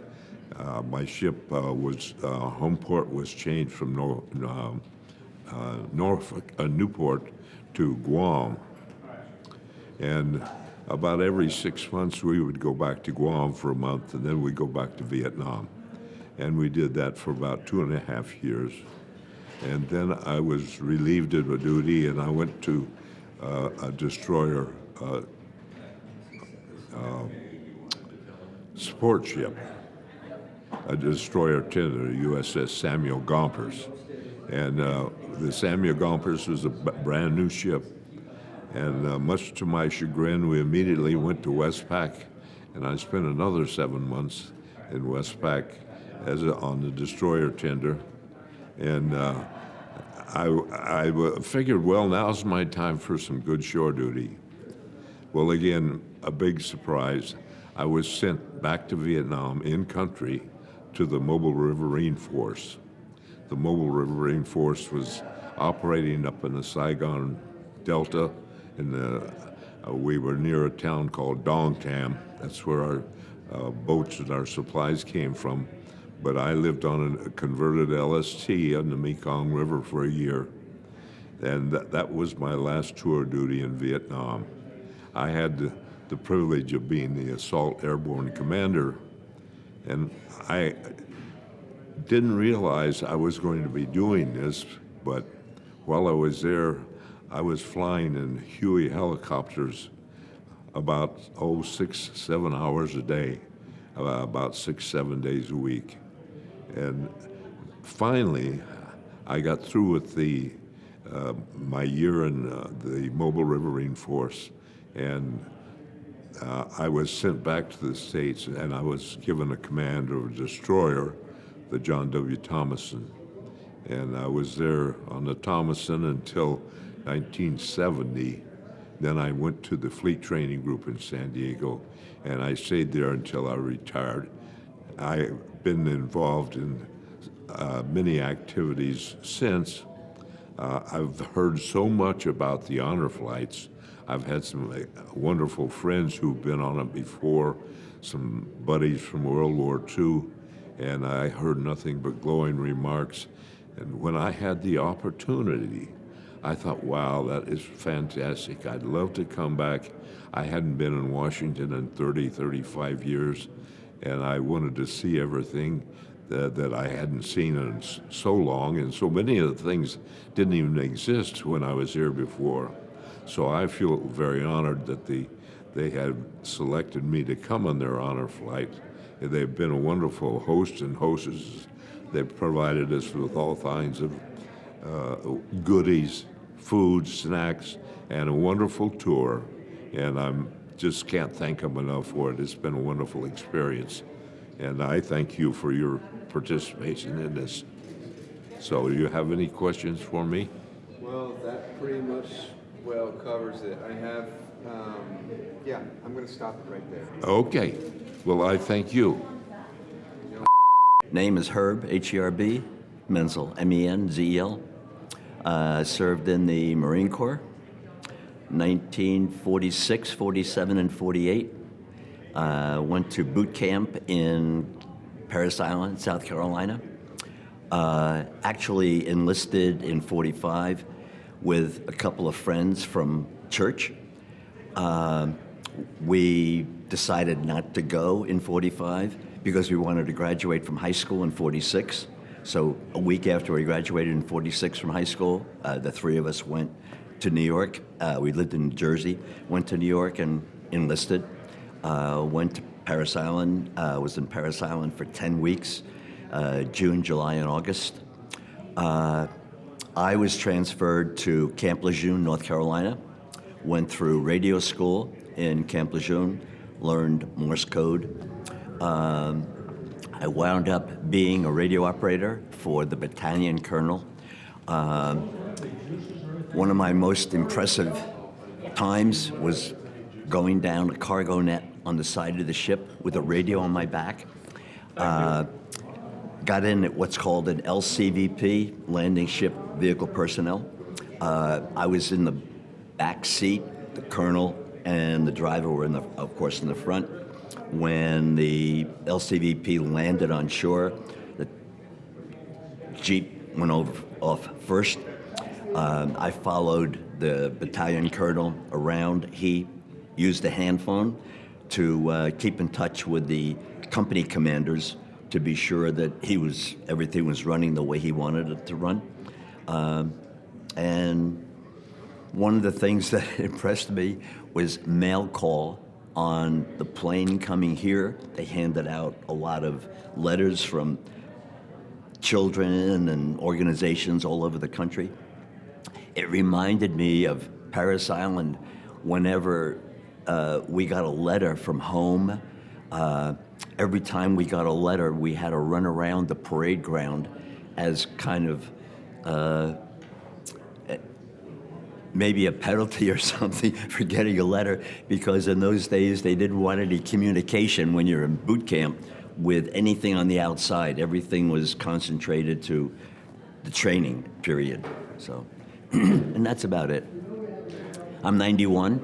My wife and I met, I was 14 and she was 15 in high school. And she was the one that was writing me letters in boot camp, so I had to do the running around the parade field. Hi, I'm Garen Smith, and I served in the Army, in the Americal Division, and the 196th Brigade, 3rd of the 21st. And I was in Vietnam from 1970 to 1971. Tell me a little bit about that experience in Vietnam. Tell me anything that stands out to you. The landing did. We landed at Cam Bay, and I can remember when the plane door opened, I stepped out into the heat. That was everybody, we knew it was hot before we got there. Can't say I expected the heat that I felt when I got off the plane. I got off the plane in July, and so that part stuck out to me. After that, we had a couple of weeks, maybe a week and a half of training before we went out into the field. I was in the infantry, and we had a week and a half, like I say, of training, but I was anxious to get going. I wanted to get everything started. I just wanted to go, and we took a C-130 out to Cam Duck. It's a little airstrip about 7 to 10 miles from Laos. It's an airstrip right in the middle of the jungle. And for what I understand, I read about it later, that the president, I don't know if they call him president or not, of South Vietnam had it put in years ago because he used to like to hunt tigers. And he put that airstrip in. And we landed there. It was extremely thick jungle around the mountains. I was in I Corps, so I was in the mountainous area. And that was I would say, a rude awakening to the field, because as soon as we landed on the airstrip, they timed out the C-130's landing there, and they lobbed a rocket in on us. It did not hit the plane, but it was close enough where I knew I was in war immediately. We scrambled out of the plane. I was a new guy. I can remember hiding under a plywood table, which would have done nothing, which, trust me, these stories are funny later. In your head, you think about all the mistakes you make, but you have to learn quick. And we hid under the table and we looked at each other. I had a friend that went in with me. He was actually in AIT with me, advanced training. And luckily we stuck together the rest of the time. And we had made the best out of some bad situations. And then once you get to know your platoon, everybody's very close. They're just extremely close. Tell me a little bit about seeing the memorial, and the design of it obviously is sort of a slash because it's during this time period. It's very tumultuous. There's a lot of things going on back home. There's a lot of things obviously there's everything that's going on in Vietnam itself and your experience there. It's just a very wild confluence of music, of energy. There's like a lot of things kind of happening all at once. What was it like being at that memorial? What was it like? I guess what kind of how could you describe your feelings at that time? In my head, I saw a lot of film of the wall, the memorial. When I approached it, I had no idea where it was set in Washington, D.C., the location. I had no idea it was that close to the Lincoln Memorial, which was a pleasant surprise to me, just to have everything right there. And it was emotional. I did not break down. I didn't know if I would or not. I didn't, maybe because I knew for so long what to expect, I guess, or tried it to what you think you're going to expect. I had some names on there that I wanted to hunt up. I tried to focus on that and not look at all those names. Here I say that, don't I? I guess what was let me end with this. What was the hardest thing about your service, and then the happiest thing since? The happiest was Start with the hard. the hardest. Yeah. I think the time you had to look ahead to getting home. When you're in the infantry, there's hard things. I'm not going to talk about the gruesome things. I'm just not going to. It is, I would say, the time waiting to get home, besides going through some of the other stuff, it just seemed like they'd always call it back in the world. That was the term used. You're getting close to going back to the world. And that was, I gotta admit, I was wanting to go home. The best times was just getting to know everybody and the experiences. You were so close. That was very good. When you're in a situation like that, I don't know if this is important or not, but you have a platoon, and we had 3 platoons to a company. And your group, you were so close with your platoon, and maybe not so much with another platoon. But when there was 2 companies together, you were close to your whole company.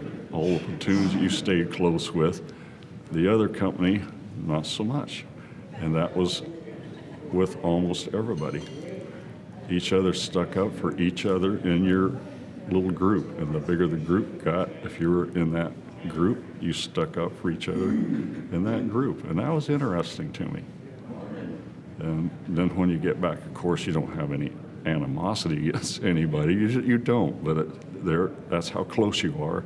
You look after each other in the group you're in. One last little tidbit, your honor flight experience overall. Terrific.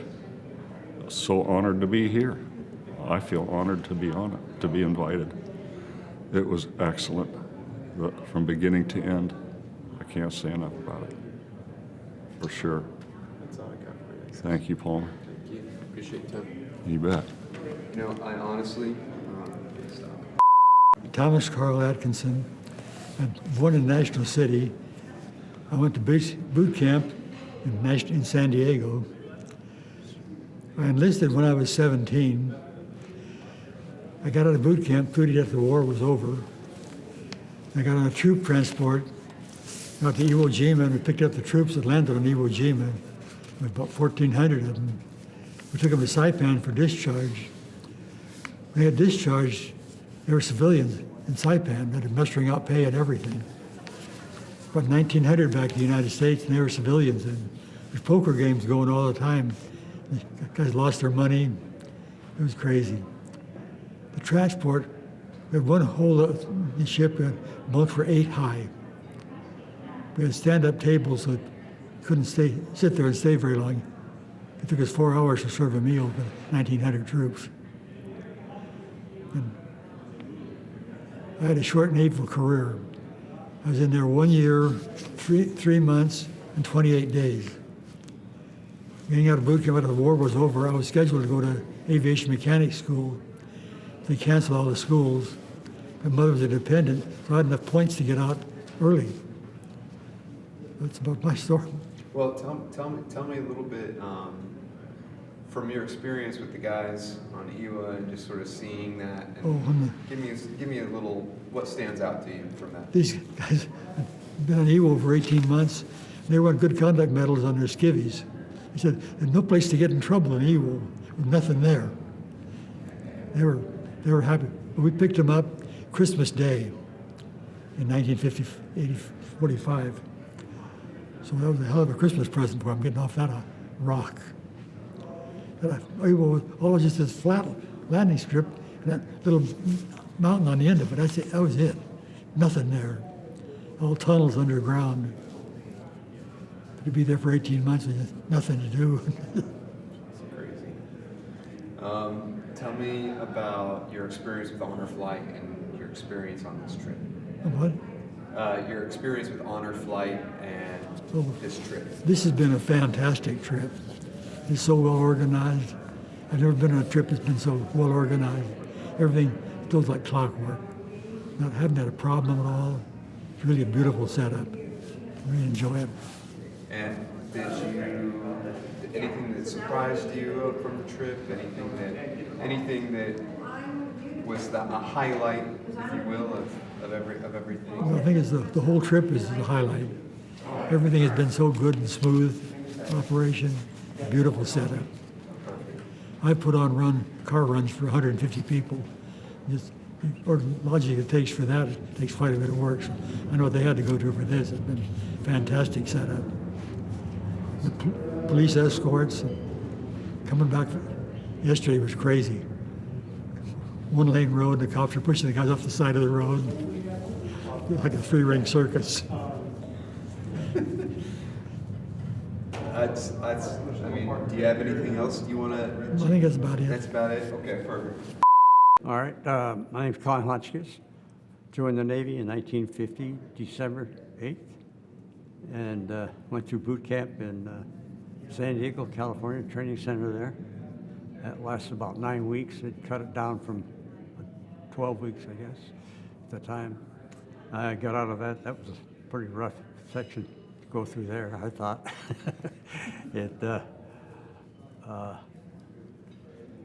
I didn't like standing in line. Nobody did. So me and another guy, we'd jump the line, move up to the front, say like we knew somebody was standing way up there. And got caught a couple of times. We had to do KP duty because the shore patrol caught us. And I had to go and peel potatoes for a few hours after dinner. And we went up to Bremerton, Washington, and caught the ship up there, and they were taking out of mothballs. And we was up there about 3 months before they finally got it finished. And they gave us liberty now and then. That's so cool. And we went up to Victoria, British Columbia, by train. That was quite a thing for us.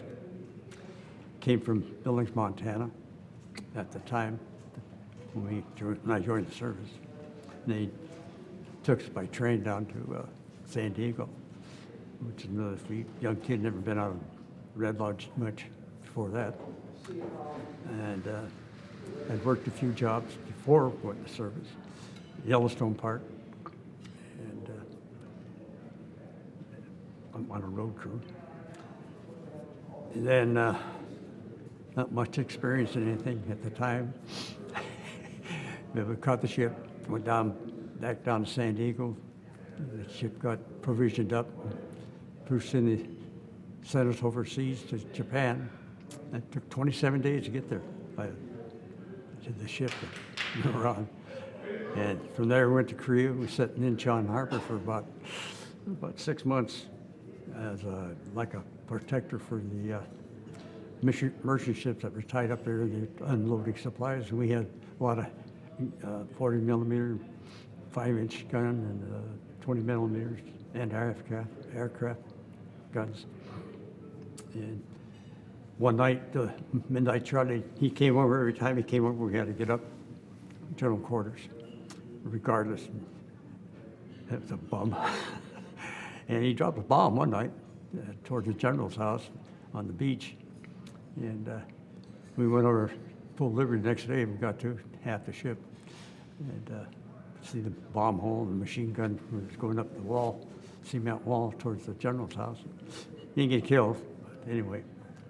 Saw the inside of Incheon, the city. Not much there. A lot of Army guys stationed there. That was in about June, I think, of the year at that time. Then we went back after that. Went to Yokosuka or Sasebo, one of the two. Stayed there. And one time I got sick. A bunch of guys on board ship.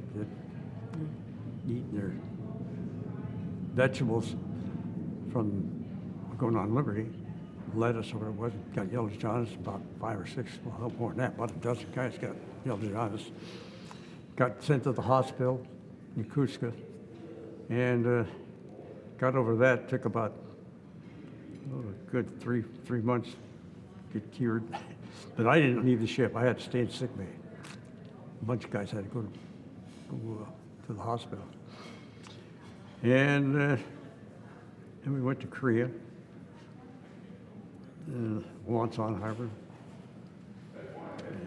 and back to the States after that. About 14 months before I got home. Got homesick, of course. Glad to go home. Winter time.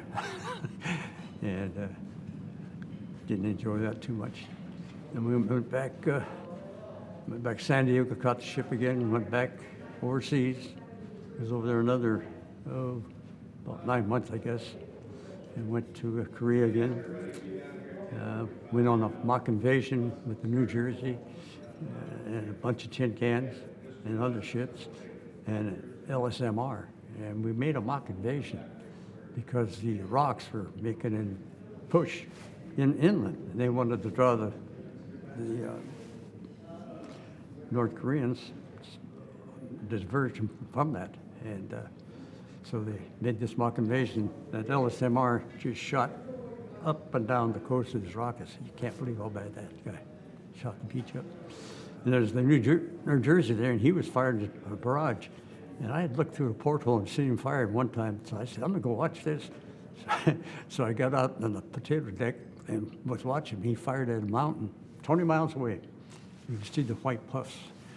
But the concussion from the broadside he did, my pant legs went like this, shaking. Can you imagine that? 2 miles away we were. And the breeze from his guns are shaking my pant leg. And let's see, I think we, oh yeah, the second time we were with her. And we went on the west side of Korea, North Korea, because the Omega went down. We were in Japan. They sent us back to Korea to pick up an LSU, and on this LSD Whetstone, it had a big old back tailgate, and we were on the ballasting down crew that dropped the gate down, flooded the decks, and about 5 or 6 feet deep. And during the night, the North Koreans had dug a hole, put a tank in it, and covered it up, just to let room so they could fire out of it. And he'd be shooting. There's a tin destroyer, air escort was there. He was protecting the, supposedly. That was in Wonsan. I got ahead of myself. We went on the west side of Korea, and they were firing at the. We anchored off shallow water and dropped this LSU up, and we couldn't leave. We were going to pick it up there was a MiG in the water. Got paperwork on that, and there was I think it was an Australian cruiser. He was sitting behind this island. He was shelling up on the beach because they're coming down the road towards us, and you could see airplanes off a carrier about 25 miles out. They were diving, making machine gunning the convoys come down towards us, troops, North Korean troops. And they never got to us, went through the night there. Then we left. Another LSD came in, picked up that MiG, first MiG they got, good shape, that they could check it over, look at it, you know. Russian made, of course. And so we went back to Japan, to R&R, and we had our tour over there for about 9 months. Then went back to the States, and I was supposed to get out in about 3 months, 6 months. I thought, oh boy, I don't have to go back over again. Went back, and about 3 months, they started letting people out because the truce was done. And at that time, we were sitting up at Wonsan with Mine Squadron 3, and we were babysitting the little wooden hauled boats that went along shore sweeping the mines. And I think that time was when we pulled into the harbor before we anchored out. And a mine was floating down, and one of the guys up on the board spotted it. Hit big old spikes sticking up like this all over it. And he fired up the 40 millimeters, just glanced off. 20 millimeters, glanced off. The exec got out there, his 30-aught stick, put holes in it, and sunk it. Come to find out, that's how those guys along the beach that were sweeping. That's how they sunk them. Sweep up a lot of mines. I can remember reading one of my books, told about the minesweepers, not minesweepers, but the Japanese had mined about 700 and some mines along the Chinese coast, one area, to keep ships from going up. And submarines went in there and got past it to get blown up like that. They found it where the mines were. But that was pretty interesting. Well, the whole trip was interesting. Enjoyed it. In fact, I wouldn't have missed that for nothing. What was? Tell me a little bit about your thoughts when you went to the Korean Memorial. Did that stand out to you? Oh yeah, I think that's very interesting. It was showing, everything you didn't think about, and did a lot of walking. But what we saw was, I loved it. It's great history. I love history anyway. Your honor flight. Anything about honor flight that you want to say? Well, the volunteers, they're great. They do a lot of work for helpless veterans. Can't believe it. Mel was our person that showed us around, that took care of us. She had everything done, and her and her husband do great work for it. And appreciate it sure much. A whole lot, Pretty good. That's I think that pretty much. I'm Jim Lee, and was raised over in Emmett, Idaho. That was part of we had moved around several times during the time of Mom raising 11 kids and of her own. And when I went over there, and she'd go out and even sometimes she even sent a shipload, almost a shipload of things that she had collected to be distributed among the orphans, and I was just privileged to be able to be a part of that. There were like 10 to 11 children in our family, and she was always a good mom, and when I was over in Korea, she sending things over to us to share with the orphans and the families over there, and it was amazing to me the things that she was able to do. She had made it her own project to also collect dolls for the kids, and she had a whole large bunch of things that she sent for me to distribute among the children, and it was amazing that she was able to do that with 11 children herself that she had raised, and so we became a kind of a team, as she was send things over. I'd find the kids that would needed things, and they had I worked with some of the orphanages over there where I was stationed, and delivered things that they might use for that Mom had sent to us, and it was always an amazing thing that she was alert to the things of their needs. Of course, I had kind of enlightened her with things that she had, and that I could distribute with the children. And sometimes I get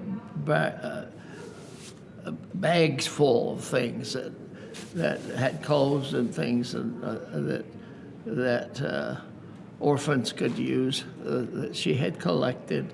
She went around to the neighborhood and over in Emmett, where we lived, and talked to them of the people about them. So she got a lot of things to bag up and send over to me. And sometimes I can remember getting as much as 15 or 20 bags full of, regular sized bags full of things that she had been able to accumulate to send over for the orphans. And then I had an opportunity whenever I had that.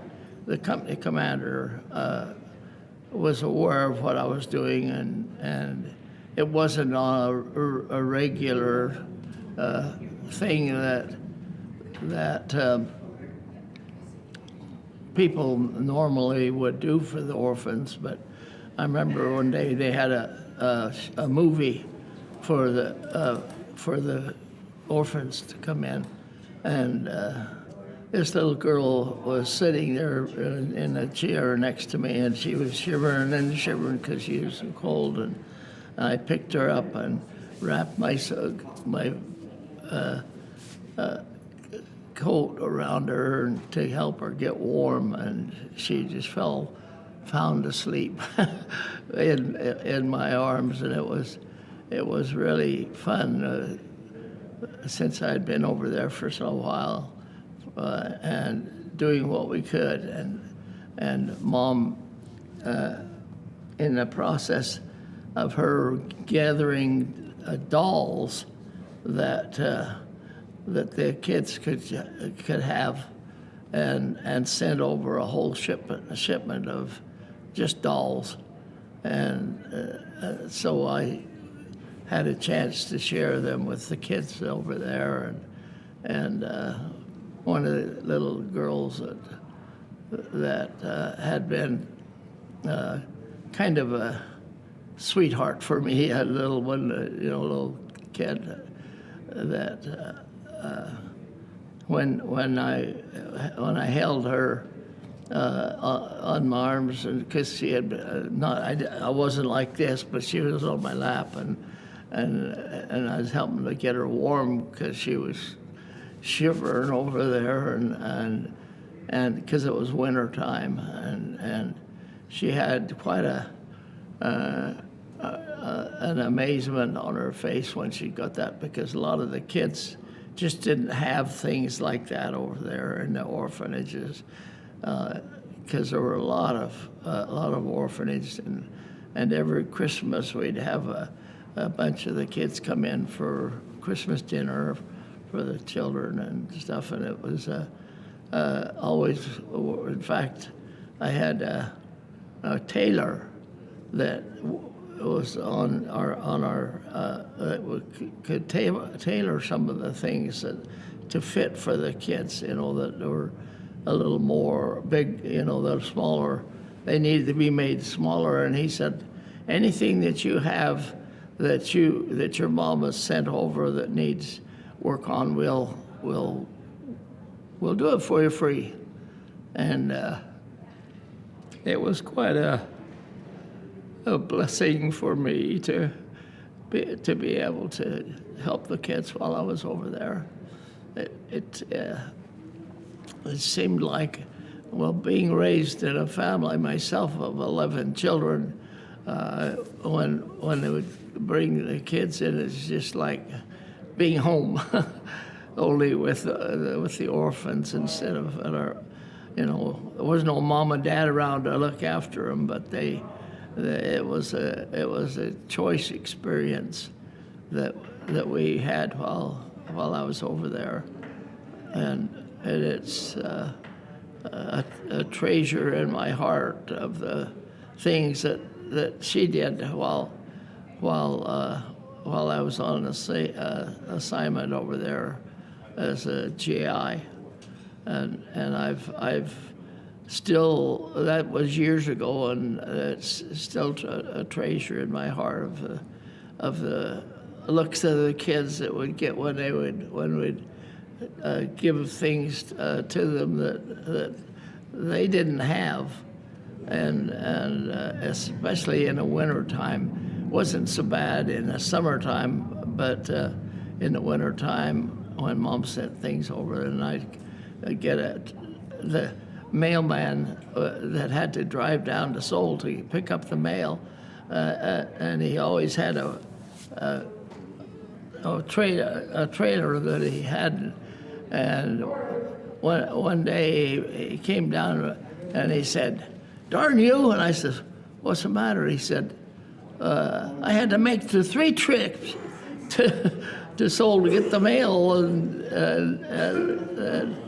it's just, so I explained to him what we were doing, and he said, well, I understand that, and I kind of assumed that you were involved in that because of what we've been bringing to deliver to you."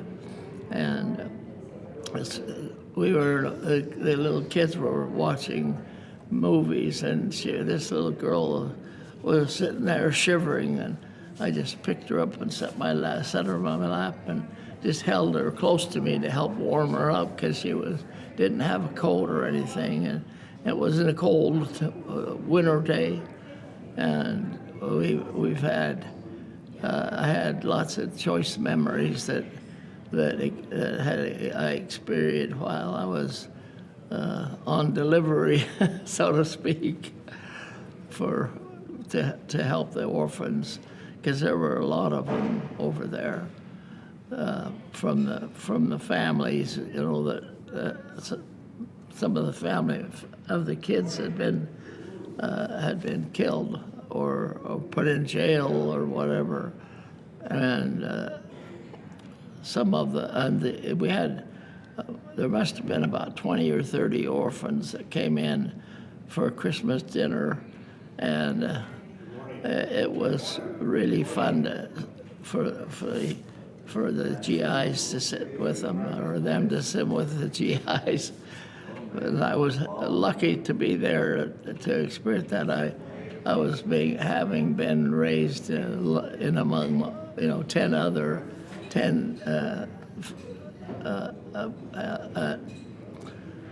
through the times. We had some lean times, but that was okay. Well, my name is Carlton Lewis, and I'm retired Navy. I served in the Navy from 1942 until 1969, and all during the Second World War, the Korean War, and the Vietnam War. And I spent most of my time I served 7 years and 4 months on the battleship Iowa, and I was in turret number 1, and and I also stayed on the one and ready reserve when it went out of commission and put it back in commission. And so you figure I spent over 9 years on the battleship Iowa, and most of my career I spent during the Second World War on a ship that was the only one built for underwater demolition, the USS Joseph M. Alman, APD 117, and ended up in the Philippines when the war was over. And basically, I've been there and done that. Like the battleship, when you're like in Korea, we spent a lot of time in Korea, and a lot of firing, and during it is really basically just doing what you got to do. And like now, and I go to school. I have a lot of things at my house. I have a copy of the plaque that's on the Missouri where they signed the peace treaty, and I have things from the Pueblo that I go with me, and I have a lot of stuff, and I go and talk to students, and I go talk to ships. I've been on quite a few ships talking to the crews, and basically I'm 96 years old, and I'm still busy. before I came here, last month I had 2 appointments to go talk to people, and there's not much you can say. You do your job, and that it. Anything you want to basically say for me? Well, I would say everything you just started with makes my head spin, because we could probably spend at least 2 hours on. Huh? Probably spend 2 hours talking about one thing that you just mentioned. No. But all right, let's talk real quick. Let's just talk about your experience on the Iowa. Tell me a little bit about World War II. Well, basically on the Iowa, you maintain the gun, which is maintained, and people don't realize the intensity of the gun itself. And I have pictures of my head sticking out of the gun barrel, and standing by the projectile, which is huge, and it's a lot of maintenance to one of those. So there's an awful lot of maintenance to a turret. And basically, when you're not doing that, the ship does a lot of traveling with the. Well, I call it a cruise, because they took a bunch of governors to Hawaii, and there's always went to London for the coronation of the Queen, and we traveled to Copenhagen, Oslo, Norway, and Denmark and Portugal, then home. And a lot of things people don't know is it's the only ship in the Navy with a bathtub. When they commissioned it in 1943, they put a bathtub on there to take President Roosevelt to North Africa to meet Stalin and Churchill.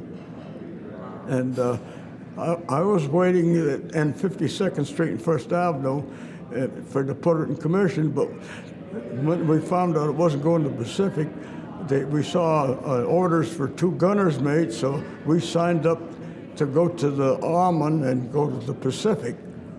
And just because we didn't want to go there. And that's basically, you just do what you got to do.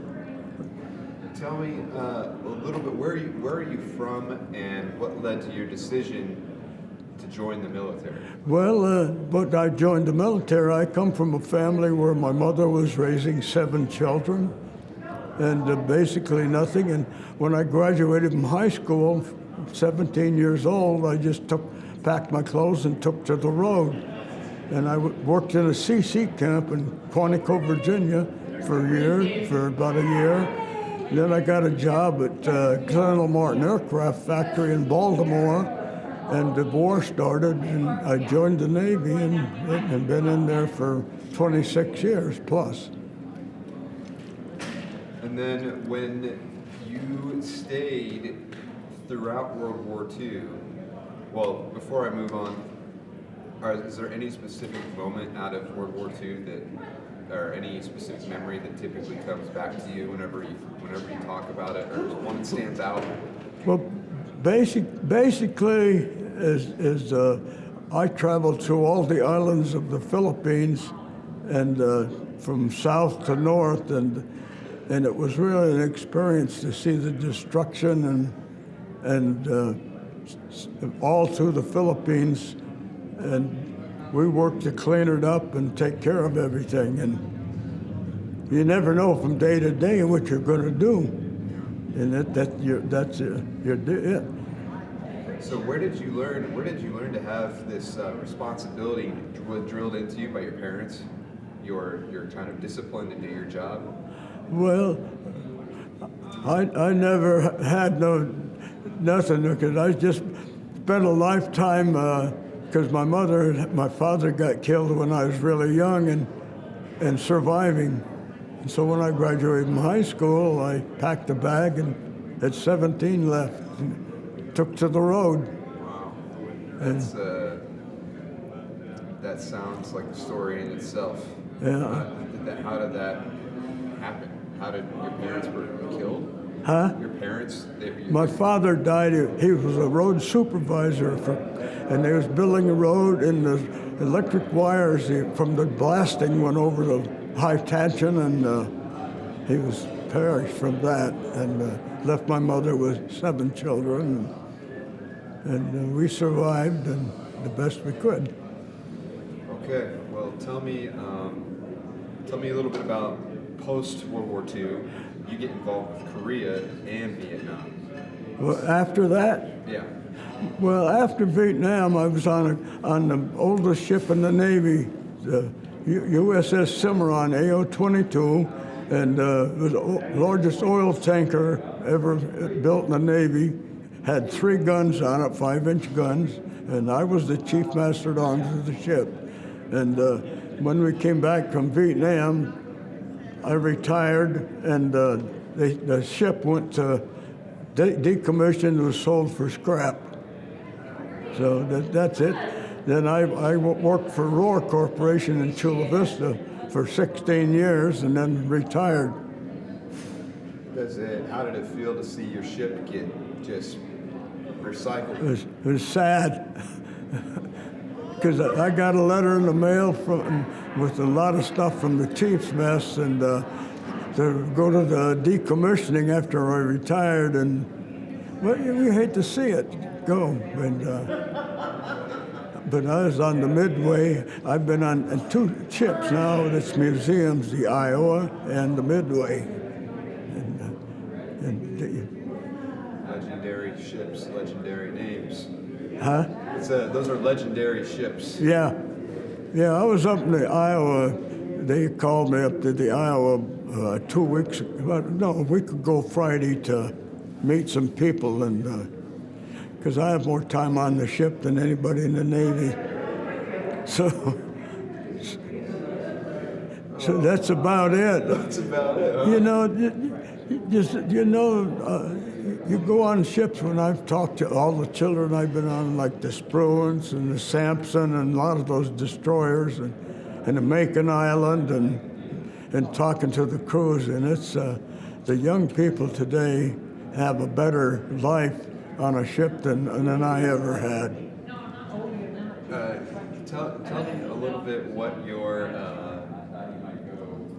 can you maybe summarize how rough it was to work on a ship? No, you never, only rough on a ship when you make it rough.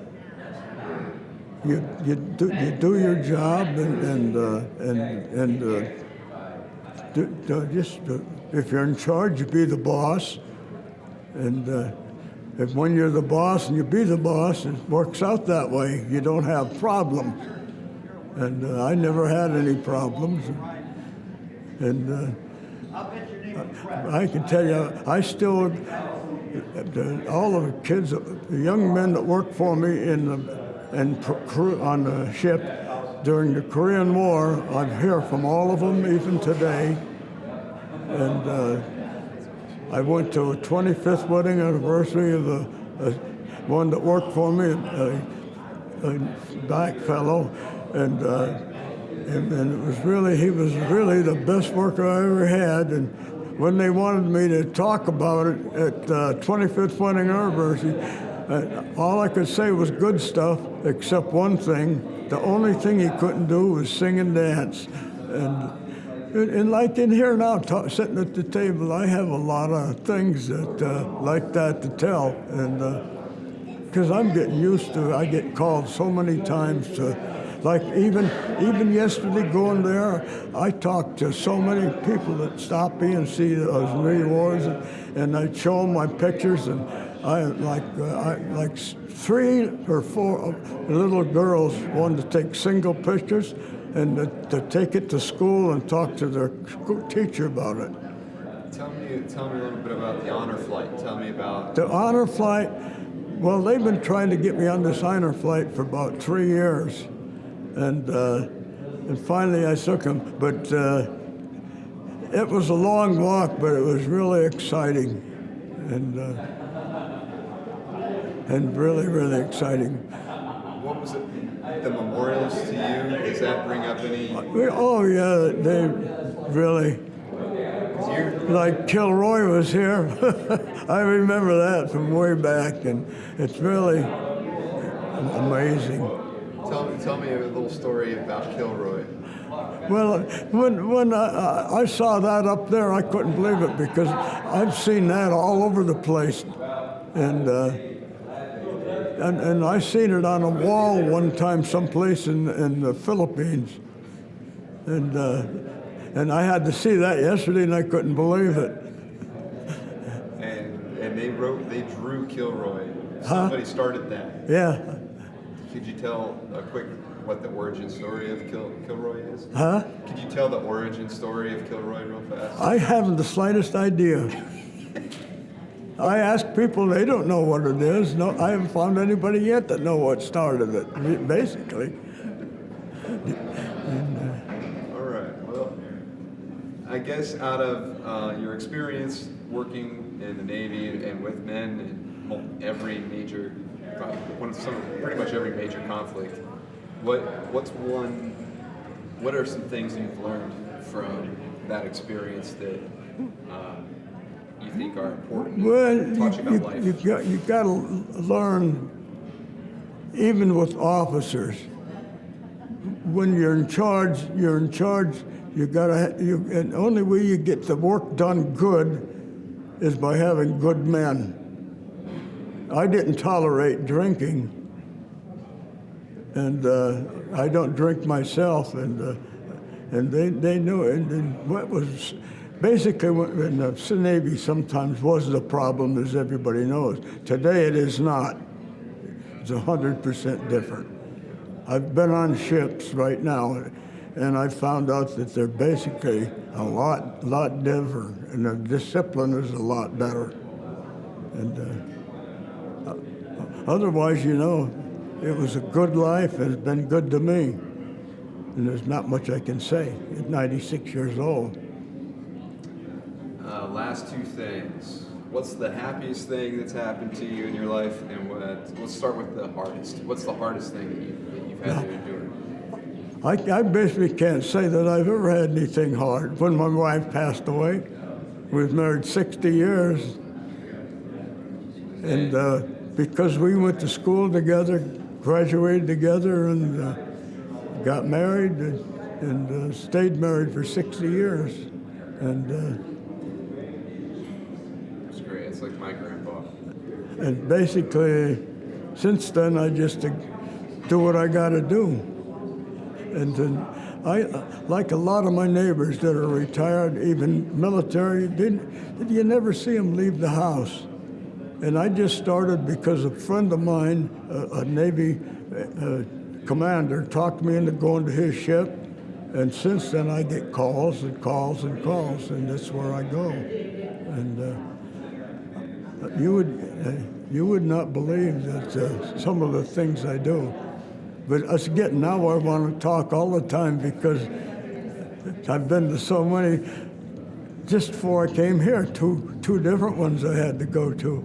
You're staying busy then. Yeah, but the people like talking to these children yesterday all day long. You wouldn't believe it how many people, because a lot of people that come talk to them, it's nothing. What do you say to children? What kind of advice? I give the children advice. I just tell them that what a good deal the military is, that you don't get rich, and you get a good life, and you live good, you're taken care of. Whenever you're ready. Yeah, sure. I'm Charles Wiley, and I am very proud to have come on this trip.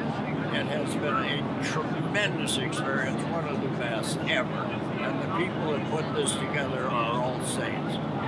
And I was asked about being part of the greatest generation. And when they first started talking about that, I thought that was a pretty good thing. They said, wow, you guys lived in the Depression and you fought the biggest war of all time and you won it. You went up the beaches of Normandy and Iwo Jima and you fought the kamikaze and you did it all and came home and built the country and started all the major things they have today.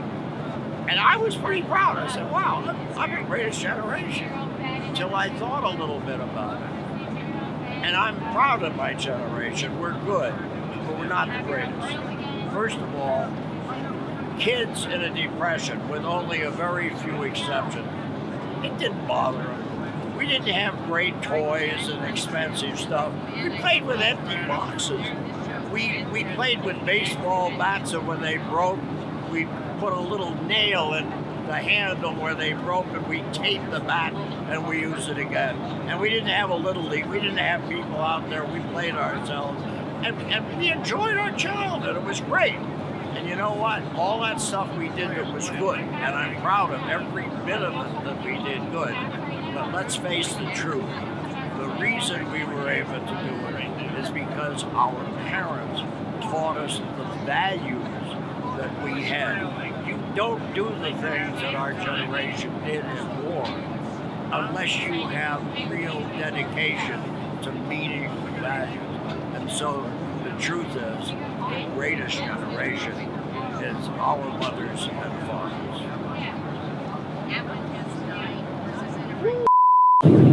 I'm Mary Ann Smith Harrington. I was in the Women's Army Corps, 1950 through 1952. Also spent 7 years in the Army National Guard, many years later. I got out of the Army as a corporal, but worked up to rank as sergeant in the National Guard. I went in to become a nurse, and war broke out. I lost the medical training. Eventually became a cryptographer at the Presidio of San Francisco, 6th Army Headquarters.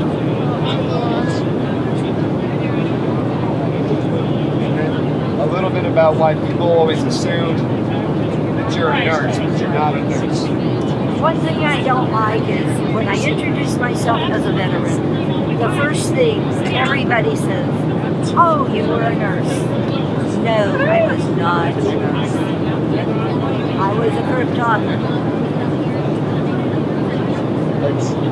What's one cool story from your cryptography experience? I think it was at the end of the Korean War. All of the messages going back and forth between 6th Army Headquarters and Korea, and I was invited to be the teletypist at all of the last conferences between all of the generals. I think that was the most interesting thing that I did. Now, are you happy? I'm happy. Okay.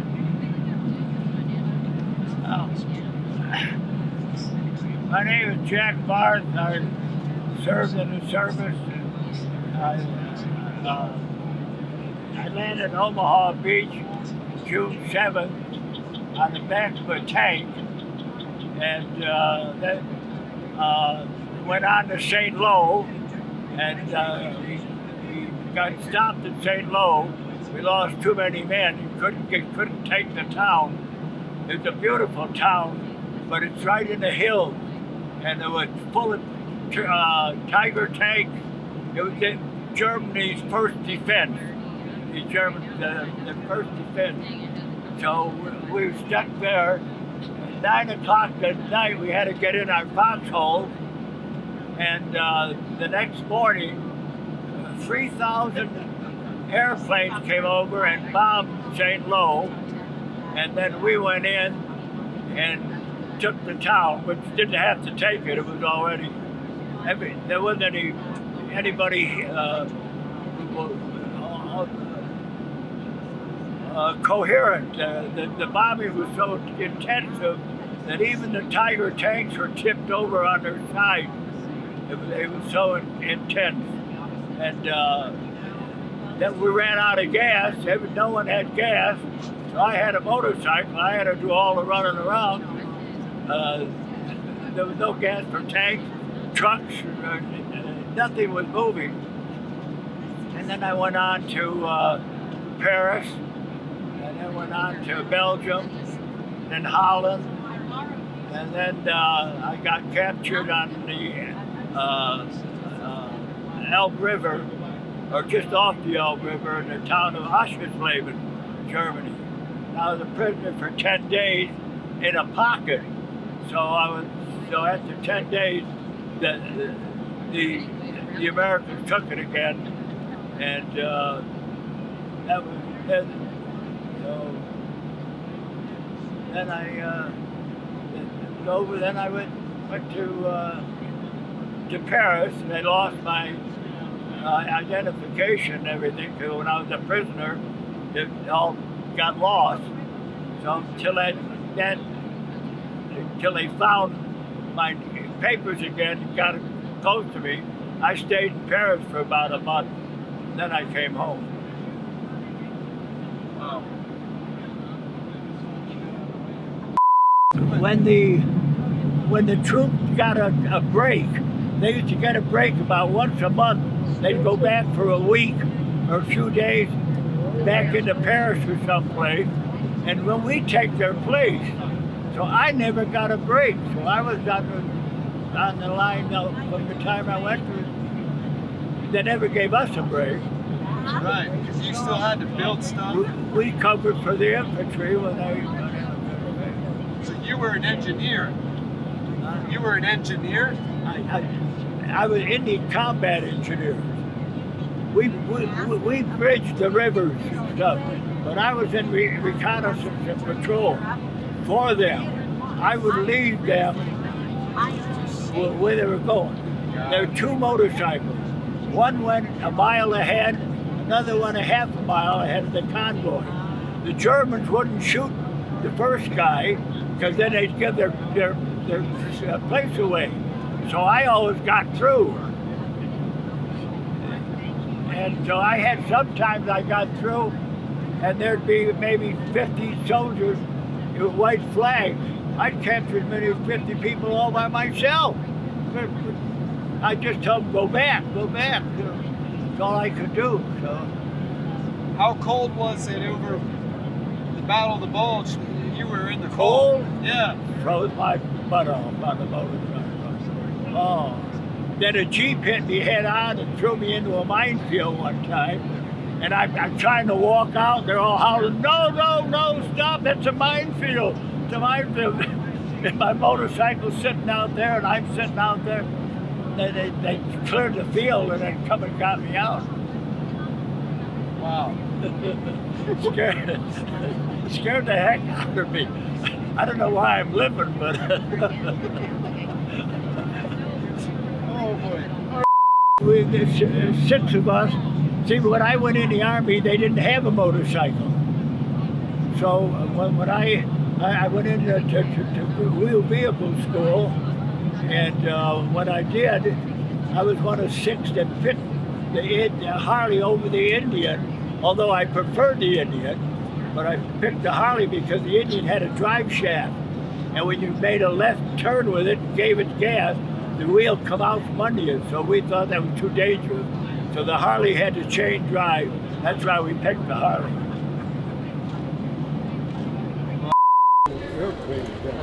Yeah. He said he rode one of these. You rode one of these, huh? No, I didn't drive one. It was on the ship, the troop ship. They were doing target practice on the way over in 45 when I was going overseas with the Japanese. The war was over after I was on the seas for about a week, heading for the Philippines and Japan. And then what? They had some support on the troop ships. You know, it wasn't a warship, but it was on a troop ship to shoot down airplanes or something like this. Otherwise, you're sitting ducks. The plane fly over, but when you throw up the flak up in the air, that's what brought down a lot of airplanes is the flak. They shoot these rounds up in the air, and whatever elevation they set it, that explodes. And the shell explodes and blows out flak, what they call flak all over, and that knocks the plane down. See, you don't have to just hit the plane like this. When you go up there, then it goes like this, all directions, and then it knocks the plane down.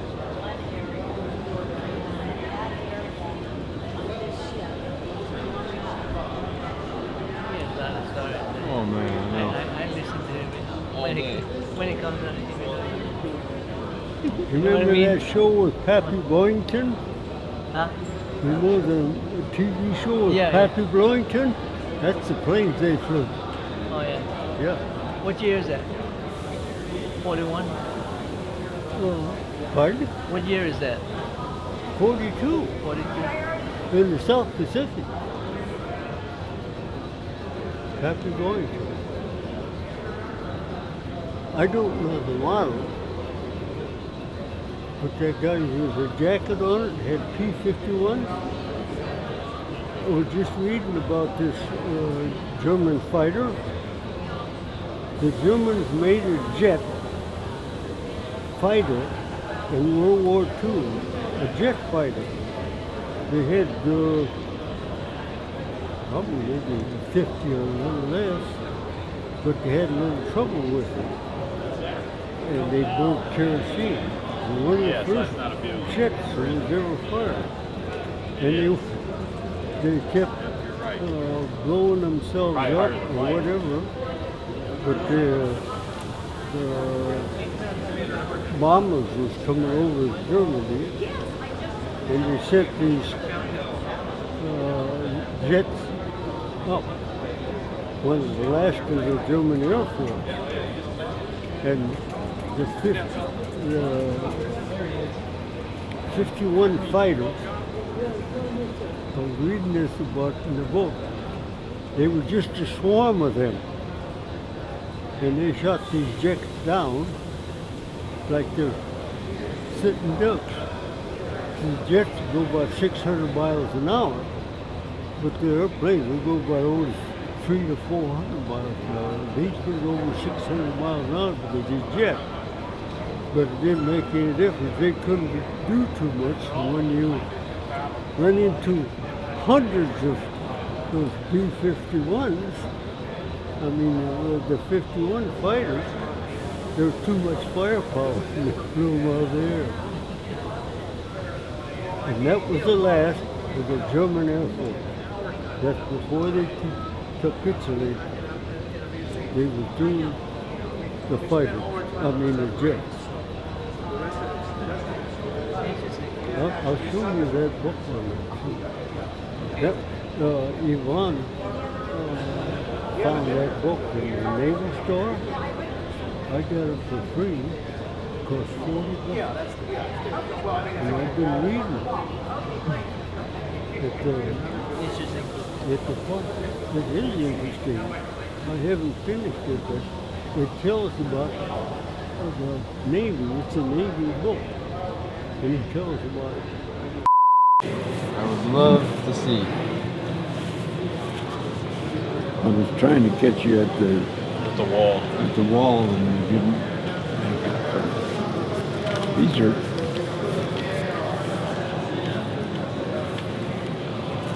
It's two pieces of prose that was written by vet friends of mine, and I thought that it would have been very significant at the wall there. So I took one copy of this and left it there. But I thought that it would be nice to share it with our group too. Could you read some of it? Yeah. For me? Half the boys who went to the jungle are long dead. They came home wrapped in spotless flags with a stainless steel thank you note dangling from their toes. Their bodies sacred when their souls were not. Now they are names on a wall. Half the heap boys who came home from the jungle put away the tags they no longer needed, but they could not put away the sound of their own screaming. They are dying slowly, still fighting, still the rustling of the rice paddies in their eyes. Nothing is sacred anymore. Now they are names in a case book. There are other boys who came home to find the familiar landscapes of their boyhood, unrecognizable. Somehow, they built their lives out of their bloody debris when blinding flashes of unmeasurable fears and horror live next to the joy that comes and flashes just as bright. They are alive, and every sunrise is sacred. And now I write their names: Dewey, Tracy, Don, Thomas, Isaac, Robert, John, David, Marco, Michael, and Christopher, William, and Mark.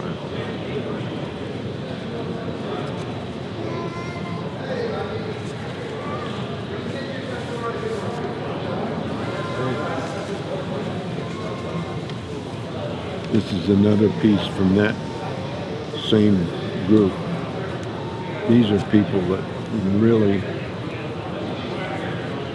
needed the care that we could get in the PTS clinics.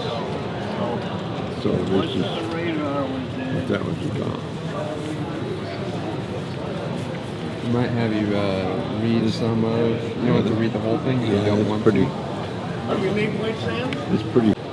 The smallest hairs on the back of my neck know when I'm unable to say. The smallest hairs on the back of my neck know before I am even able to feel or speak. The sound of an approaching helicopter. The word medic, Vietnam. Those almond eyes. The smallest hairs on the back of my neck, they alert me that something is coming both from the outside as well as from the inside out. For me, they are just messengers of memory and long-hidden emotion. I have been aware of them almost as if they were a separate entity all to themselves. Point men, long-distance radio, listening posts on the perimeter, C-ration cans in my emotional wire. Joy, happiness, tender, loving feelings, these arrive from in front. The emotional trauma, my Vietnamese dog in the basement, he comes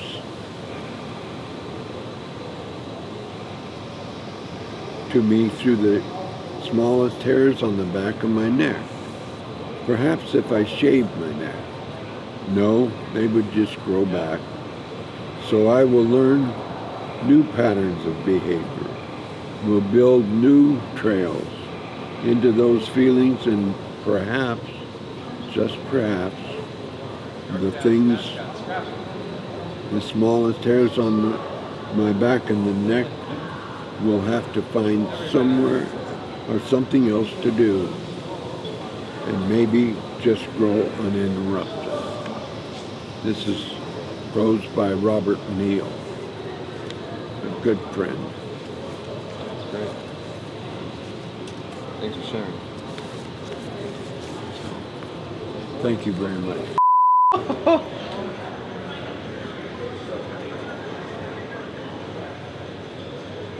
Sunk 17 ships, 15 more patrols. Wow.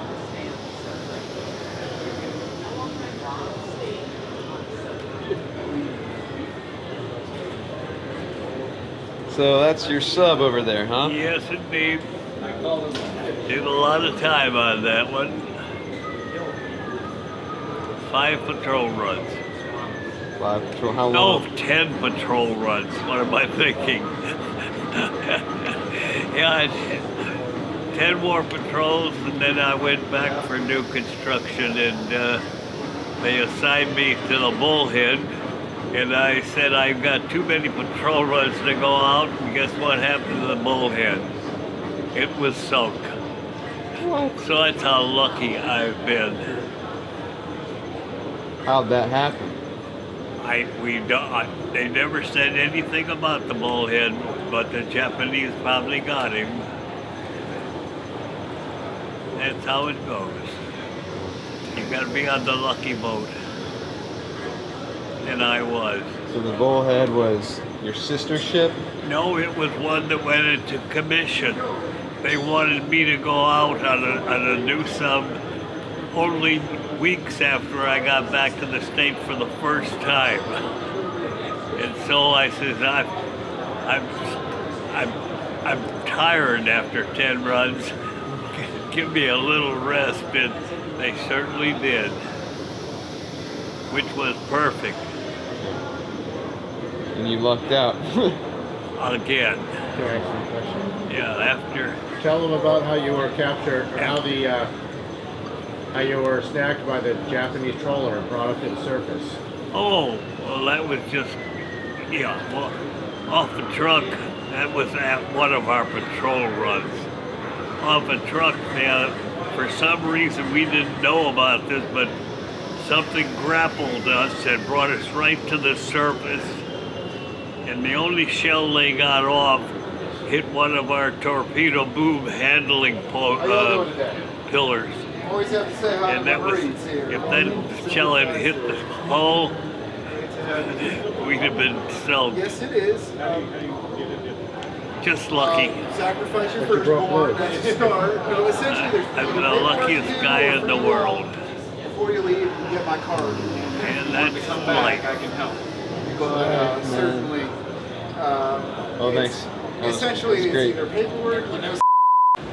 And if we wanted to shoot it, the furthest was about 23 miles. We had to put all 8 bags in there. So it was controlled by fire controls. They'd call us and give us target and say, okay, the target is 16,000 yards or whatever it was. And we'd load the gun accordingly, and then they'd shoot it. Yeah, I was never on a ship.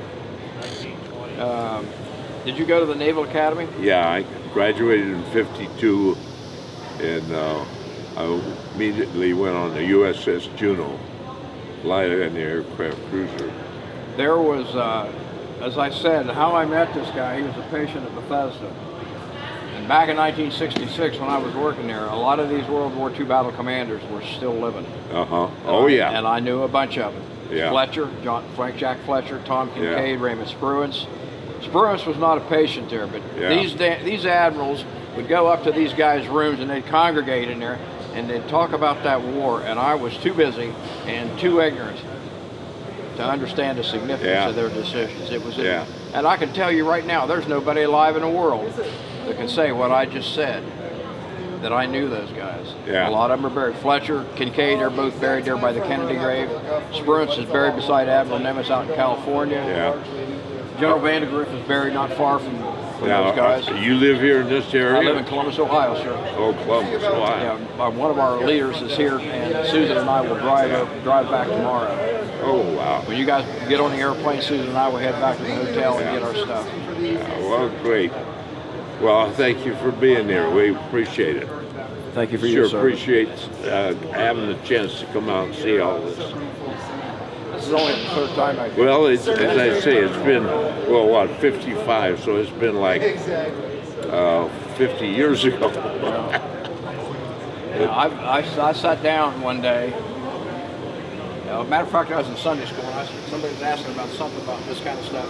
And I started writing down everybody's name that I could remember. Hugh Scott was a senator from Pennsylvania, Navy captain. He was a pipe smoker. His wife would bring, when he was a patient at Bethesda, his wife would bring him a tomato basket with about a dozen pipes in it. And I thought, I wonder if Senator Scott would give me one of his pipes. He never did. I never asked him. But I'll tell you who he looked like. He looked like that millionaire that had the mustache that built the airplanes, Howard Hughes. That's what he looked like. And I think of so many. Admiral Charles Randall Brown. He was a fighter pilot. He was a 4-star Admiral, Med Fleet commander. Matter of fact, Admiral Brown was the first patient that I took care of. I never forgot him.